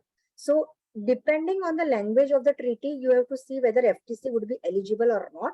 If treaty language is attributable to income, it is chargeable to income, in that case FTC would be available even if ATM deduction is claimed. But if treaty language is subjected to tax and if ATM deduction is claimed, in that case, FTC shall not be eligible. Having said that, with respect to US treaty itself, we have a contrary two rulings, okay, which takes different proposition. So US treaty, the Wipro in case of Karnataka High Court in case of Wipro, which is also followed by Tata Consultancy Services in case of Mumbai Tribunal, has held like this. The conditions mandated in the treaty is that if any income derived and tax paid in US on such income, then tax relief or credit shall be granted in India on such tax in US. The said provision does not speak of any income tax being paid by resident Indian under the Income Tax Act as a condition precedent for claiming the said benefit, where the Indian resident pays no tax on such income which is derived. And if we see the contrary ruling in case of Manpreet Singh by Delhi Tribunal, there it has been held again in context of US treaty like this. The assessee could not claim credit of taxes paid in USA against his other income, which was chargeable in India and which was not doubly taxed. The credit could be allowed only against doubly taxed income. That is clear from the wordings of Article 25. India shall allow as a deduction from the tax on the income of that resident. Thus, the prerequisite is that there should be tax on income of the resident. So, if you are claiming deductions like say ATM, there is no tax on income of the resident, and therefore on the first principle itself there is no double taxation, and therefore relief should not be granted. This is the proposition which Manpreet Singh has adopted, Delhi Tribunal has adopted in case of Manpreet Singh. Friends, we have how many We minutes have, left? Monica, we have 20, I mean, we are already on 12:40, so we have another 30 minutes. We have Okay. 2-3 questions on case study 3. Can we take it up? Okay, fine. We can take it up. But I would like to complete entire case study 4 because it is a very, very interesting case study. Done. So let us take, I'll just put up all the questions together and then you can take it up one on one. So Okay. one is that for the purpose of calculation of ETR, whether book profit is to be considered and profit after adjustment of allowance and disallowance under IT Act should be considered. That is one question. Then in practical situations while filing the return of income, the utility doesn't allow us to claim deduction under ATM on 115 PBT income. Correct. So, as far as the IT form is concerned, the question which has been put up is correct. In that case, we don't have any resort to claim under form ITR, but in case of assessment proceedings, the claim can be put up. Okay, that is one proposition. When the question is that for the purpose of calculation of ETR, whether the book profit is to be considered and profit after adjustment of allowance and disallowance under IT Act should be considered. So if we go to Rule 128, Rule 128 considers MAT as an eligible tax, okay, and it also gives the credit of the MAT credit in the subsequent years. So when you compute ETR, okay, what it says is that if you are paying tax today, okay, under MAT, you have to consider that, and in the year when MAT credit is being claimed, okay, in that year you will get a deduction, and therefore ETR needs to be adjusted accordingly as per the provisions of the MAT.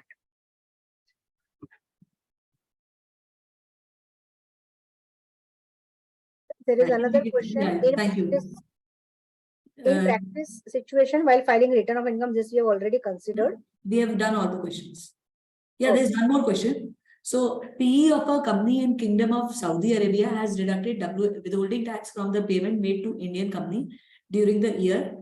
India-Saudi Arabia treaty doesn't have FTS clause. In that scenario, will the FTC be allowed in Indian company? So see, first of all, if there is no FTS clause, okay, in that case, whether you fall back to other income article or whether you can take a proposition that if there is no FTS clause, okay, in that case, that income is not taxable if you do not have a PE. So the question really here is that, as I said, the model convention, DTAA article on elimination of double taxation is divided into two parts. First part reads that income has to be doubly taxed in accordance with the provisions of the treaty, and then it talks about the credit mechanism. So when it talks about the first mechanism, which is in accordance with the provisions of the treaty, there you have to see whether, if FTS clause is absent, okay, and if withholding is done, first of all, whether you can say if this income is doubly taxed in accordance with the provisions of the treaty. So there are many rulings which has held that if FTS clause is not present and you do not have a PE in that country, in that case, it will be considered as a business income, not taxable. There are some contrary rulings which says that when you go to the residuary article, which is other income article, again, when you go to other income article, okay, there is a clause that if you have a PE in that particular country, then, and if other income is attributable to that PE, then you fall back to business article. And if there is no PE, in that case, no business income taxable.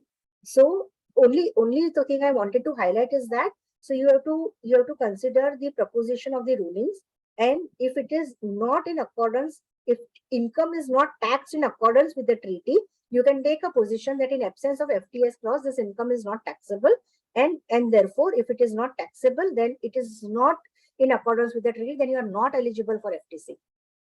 Because you can't say that because I want to claim FTC, I would say this is in accordance with the treaty. I want to take this income under other income clause and make it taxable.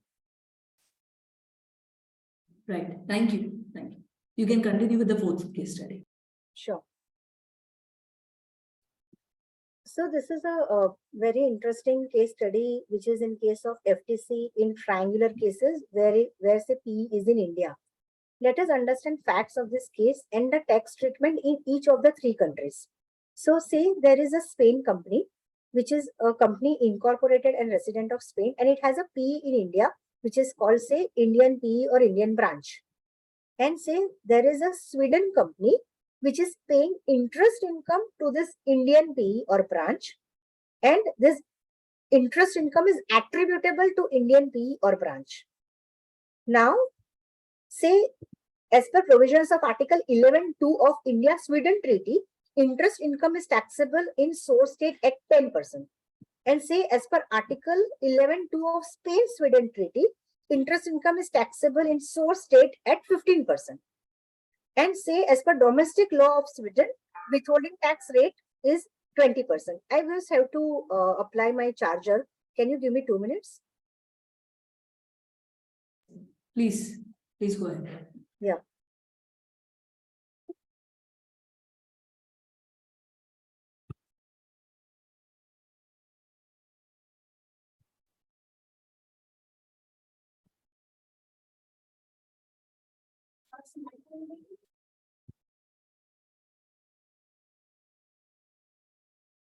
Am I audible? Yes, you are. Okay, I will just stop my video for the time being. Okay. Screen is visible, Smita? Yeah, screen is visible. Okay, fine. So, in context of this, now let us understand the tax treatment in the respective countries. So, at Sweden level, what will happen? If Sweden wants to withhold tax on this interest as per provisions of DTAA, then which DTAA needs to be applied by Sweden? Would it be India-Sweden treaty or would it be Spain-Sweden treaty? That is the question. We will go to India level questions and Spain level questions later. First, let us deal with each country. So let us go to Sweden. So first of all, if Sweden has to see that for this interest income, which article of which treaty is to be applied, okay, it has to see uh, which treaty is applicable.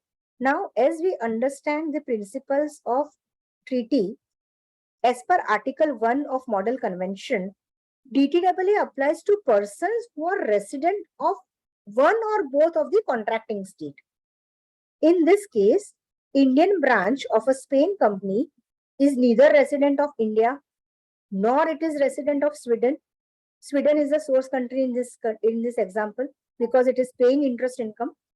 So provisions of India Sweden DTAA are not applicable. Since India branch of Spain Co is considered to be a resident of Spain Co, it will be a Spain-Sweden treaty which will be applicable. Now, as per Article 11.2 of Spain-Sweden treaty, interest income is taxable in the source state, which is Sweden in this case, at 15%. And therefore, if Sweden has to apply the treaty provisions, it has to apply Spain-Sweden treaty provisions and do withholding at 15%. Now, what will happen at India level? Whether Indian branch can claim foreign tax credit of taxes which are withheld at Sweden at 15%? If yes, under which section, whether under section 90 or whether under section 91? And under which DTAA? Under India Sweden or India Spain DTAA? And how much?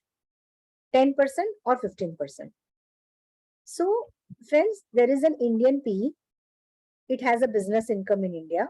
This interest income is attributable to that PE. Interest income is derived from Sweden, which is a source state. Question is, can branch get the foreign tax credit? For getting foreign tax credit, you should be eligible for either, if you are a resident, you can go to section 91, which is not in this case. Because branch is not resident of India, it cannot go to section 91 as section 91 applies only in hands of the residents of India. So now the question is, if foreign tax credit is to be claimed by this Indian branch, under which treaty will it claim? Will it claim under India-Sweden? Does it have access to India-Sweden treaty? Or whether it has to go to India-Spain treaty or which treaty? So as we discussed in the earlier slide, because Indian branch is neither resident of India nor it is resident of Sweden, and therefore it is not eligible for India-Sweden treaty, and therefore it will not be eligible for Article 24 of India-Sweden treaty. Now, if it is not eligible for Article 24 of India-Sweden treaty, okay, can it claim credit of taxes which are withheld in Sweden? Can it claim credit in India under India-Spain treaty? That is the question. So, question is that whether it has access to India-Spain treaty? Answer is yes. It is a PE in India. It is a resident of Spain, and therefore it has access to India-Spain DTAA. Now, if it has access to India-Spain DTAA, first of all, whether this income, interest income, which is being earned from Sweden, is it an interest income under India-Spain DTAA? Answer is no. So this is which income? This is income under Article 7 of India-Spain DTAA, which is taxable in India as it is attributable in the hands of the branch. So there is a taxation in India as per Article 7 of India-Spain DTAA. And thus, if it can go, whether it can go to non-discrimination article, that is an important question. to be analyzed over here. So there is Article 26(2), non-discrimination article of India-Spain DTAA, which reads like this: the taxation on a PE which an enterprise of a contracting state, Spain, has in the other contracting state, India, shall not be less favorably levied in that other state, India, than the taxation levied on the enterprises of that other state, India, carrying on the same activities in the same circumstances or under the same conditions. So the objective of non-discrimination clause is that if there is a P in another country, which is India in this case, in that case, okay, that P should not be less favorably taxed as compared to the taxation which are levied in the hands of the resident of that particular country in which PE is situated. So, if there was an Indian resident, if Indian resident would have earned the interest income from Sweden, then Indian resident would have got the credit under India-Sweden treaty. But because I am a P, because I am a non-resident in India, I am earning the same interest income from Sweden, but I am not getting any credit of what taxes I have paid in Sweden, and therefore can I invoke this non-discrimination article because I don't want to be less favorably treated on taxation front as compared to Indian resident. And both there are various international commentaries which supports this contention. So Philip Baker in his commentary on Article 24 of Model Convention has mentioned like this: when a PE receives foreign income which is included in its taxable profits, it is right by virtue of the same principle to grant to the PE credit for the foreign taxes borne by such income when such credit is granted to resident enterprises under domestic laws. Also, late Professor Klaus Vogel in his commentary has mentioned that to the extent of the double taxation of the PE cannot be avoided by these tax crediting provisions, in that case, Model Convention recommends that in the treaty between the PE country and the resident country, that is in the treaty between India and Spain, a provision be included which obligates state of the PE, that is India, to credit the tax paid by the PE in third state, which is Sweden. So this supports the contention, and going by this, okay, SSC can take an argument that Indian PE should not be less favorably treated on the taxation front as compared to Indian resident, and therefore it should be granted credit of the taxes which it has paid in Sweden on the state interest income. Now the question is, if credit has to be given, credit will be given under which treaty and at what rate?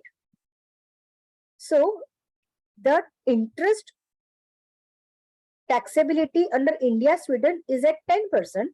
However, interest taxability under Spain, Sweden is at 15%.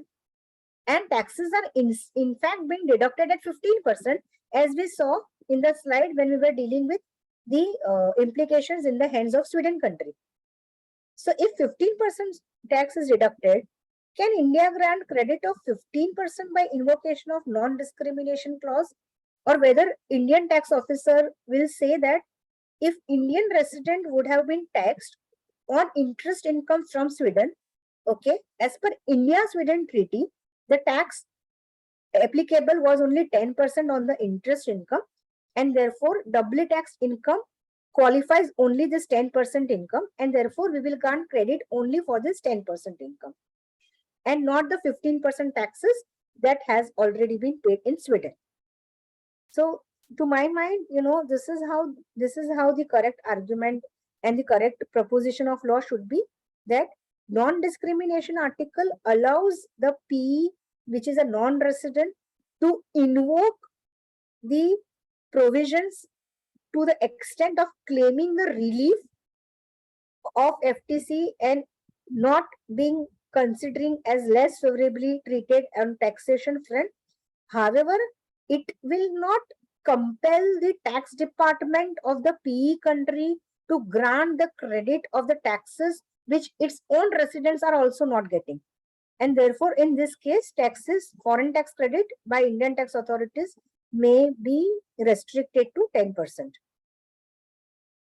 If that is the case, now what happens at Spain level? So friends, hope you all are with me so far. Let me just summarize. Okay, so at Sweden level, it is Spain-Sweden treaty which is applicable and not India-Sweden treaty, and tax is deducted at 15%.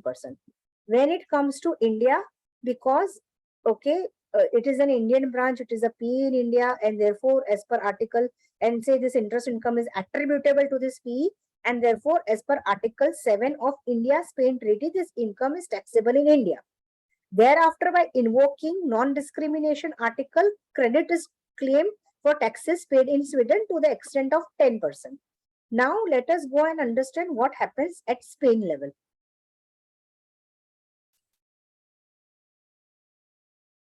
Yeah. So, Spain is the resident country. Okay, this company is incorporated in Spain and is a tax resident of Spain. Now, as per the provisions of Article 11 of Spain and Sweden Treaty, which is Article 11(1), interest income sourced from Sweden would be taxable in the hands of Spain company in Spain.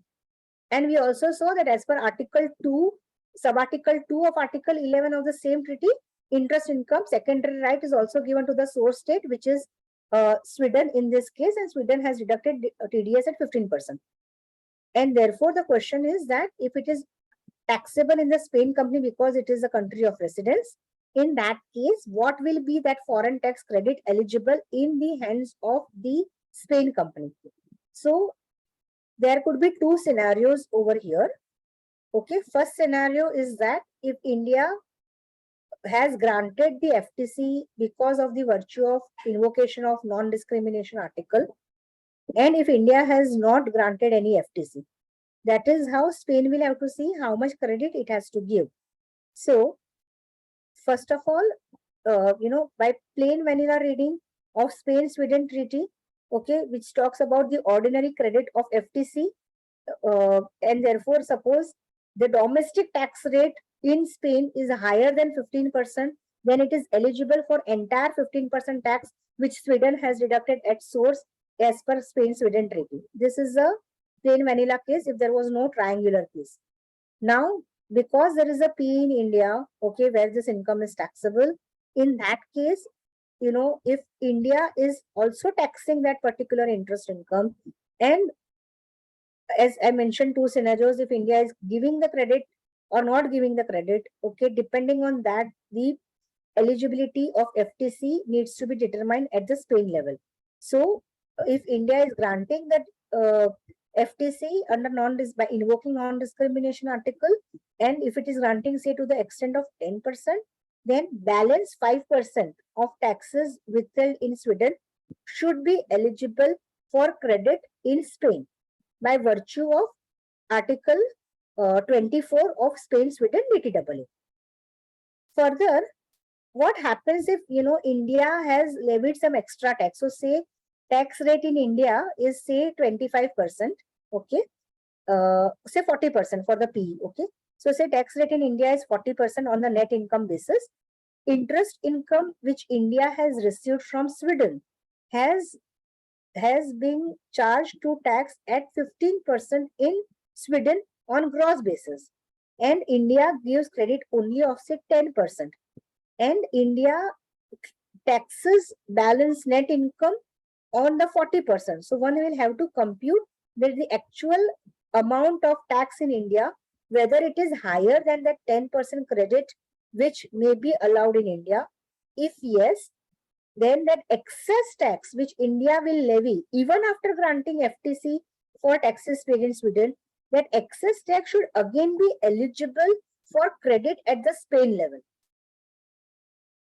This is what I wanted to explain on this particular slide.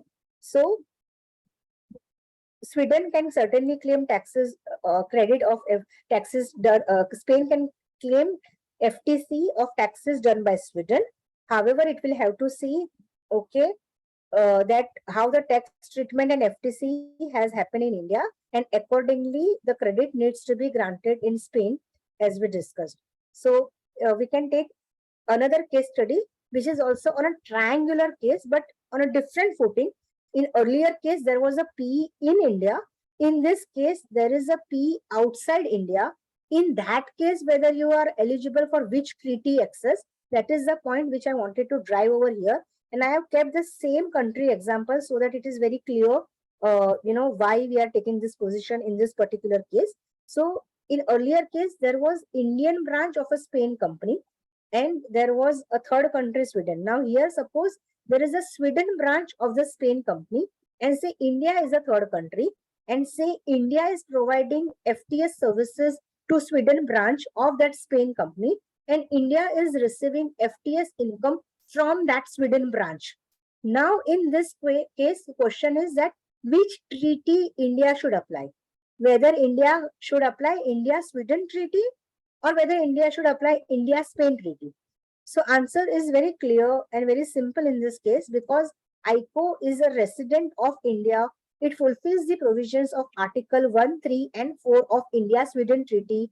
And because country of residence is India in this case, country of source is Sweden, and therefore it is eligible for concessional tax treatment of India-Sweden DTAA. And as per Article 12 of India-Sweden DTAA, FTS is taxable at 10%. And as per Article 24(2)(a) of India-Sweden DTAA, okay, foreign tax credit, okay, reads like ordinary credit mechanism. That is, income should be taxed in accordance with the provisions of the Act treaty, and it cannot exceed the tax which is attributable to the income which may be taxed in Sweden. Thus, while tax is withheld, suppose in this case, okay, Sweden does withholding on this interest income at the domestic rate of 20%, but credit in India will be applicable only for 10%, which is in accordance with Article 24(2)(a) read with Article 12 of India-Sweden DTAA. Smita, I can complete next case study in 5 minutes if you want. That is the last case study. I have 5 minutes, right? Yeah, please go ahead. Please go ahead. Oh, okay. So next case study is that, what happens in case of the Forex conversion and whether that is eligible for foreign tax credit. So there are many Indian MNCs who have branch as a model for operating in foreign jurisdiction and say it has, various branches. Say there is an Indian MNC which has various branches for executing overseas projects in the respective overseas jurisdiction. So as we all are aware, okay, there is a line-by-line consolidation of branch books of accounts into the head office books of accounts into India at the time of preparation of the consolidated financials of India.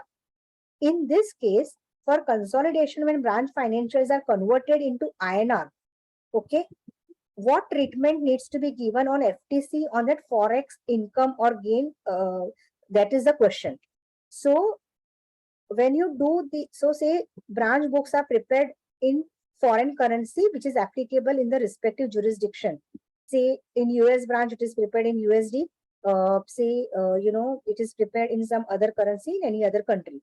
Now, when you convert each foreign country's branch accounts into India in INR, and when you compute the Forex income or Forex loss as the case may be, okay, what should be the FTC treatment? That is the question. So friends, as per the accounting standards, there are different mechanisms which are provided. One of the mechanisms says that you have to convert, Forex transactions on a daily basis. There is another mechanism which says that you have to take year-end rate and then you have to convert. So generally in practice, what I have seen in case of many of the clients is that branch books are converted on the year-end basis at the closing rate. In that case, there is a Forex income or gain which takes place. So question is whether you can claim, so say there is a royalty income, okay, which is sitting in the branch books of accounts. Okay. Now say royalty is, 100 rupees when you accounted in India. Thereafter say when you are doing the year-end consolidation, okay, and there is a Forex conversion of 20 rupees of gain. So can you say this 20 is also a doubly taxed income in accordance with the provisions of the treaty? And therefore, can you claim FTC on this? Friends, in my view, answer could be no. While the rules are silent, 128 rule is completely silent on this aspect. It only talks about conversion of foreign tax amount which you have paid in that foreign jurisdiction. It does not talk about how a transaction is to be converted, on which day is to be converted, which is the principal transaction. And in case of branch where you consolidate entire books of accounts, how that consolidation needs to be takes place, what should be the treatment, it doesn't talk about all that thing.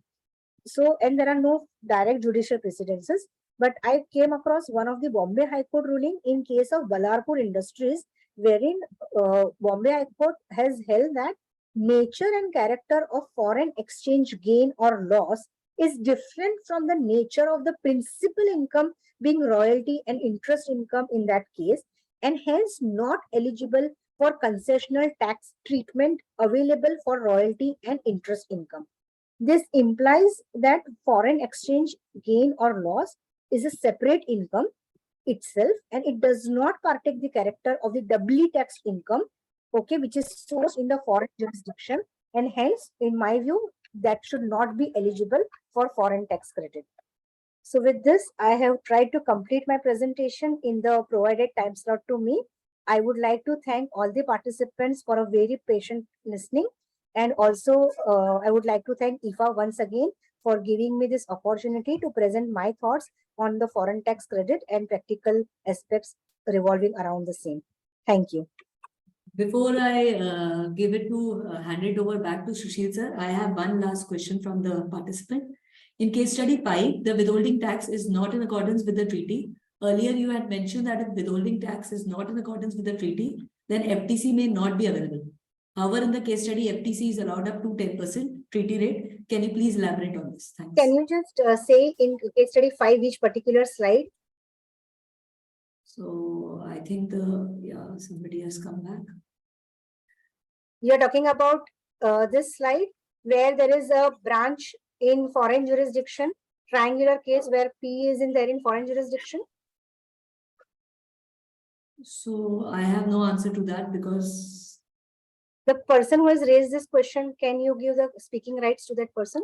No, but the person is anonymous, so I don't know. We can ask him to raise a hand and give him opportunity. I cannot see, sir, anybody.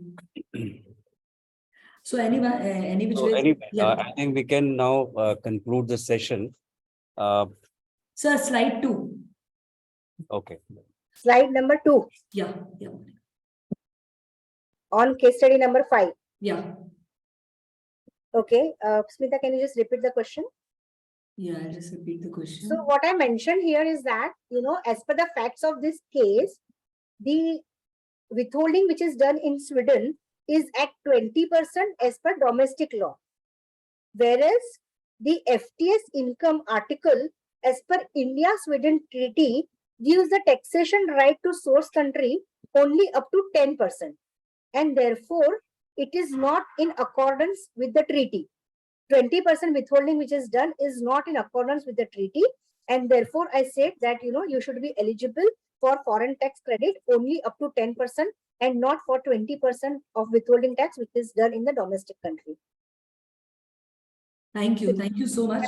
Am I clear? Okay, hope I have clarified it. Yeah, thank you so much. Very fascinating and interesting and thought-provoking session. Good food for thought for all of us during the luncheon hour. And very special thanks to you. And now I'll hand it over to for a formal vote of thanks to Sushil sir. Over to you, sir. Thank you, Smita. Well, it is interesting to see that all the participants remained glued to the presentation all through.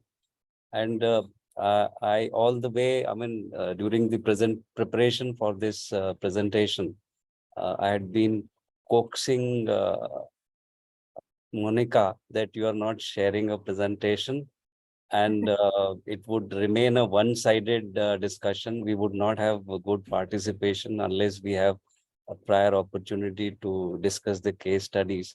But I was hardly aware that she'll keep the audience glued for that longer time. And such a seesaw of provisions and great experience to learn from. So thank you so much, Monica. And I'm really grateful to all the participants, to IFA office who has organized this, and particularly Zoom, because of despite a bad weather, we are all here listening to such a beautiful talk. And when Monica is not in Delhi and our participants are there from all over the country. So thank you everyone for this wonderful talk, for this great enhancement to our knowledge. Thank you so much. We'll keep on doing such good programs in our future as well. Thank you. So, last question for you, Monica, whether presentation will be shared, that question is repeatedly coming. Yeah, it will be shared. Yeah, thank you so much. Thank You can circulate it to all the participants. Yeah, we'll do it. Thank you. Thank you so much. Sure. Thank you. Over to you, Shelly. Please close the session.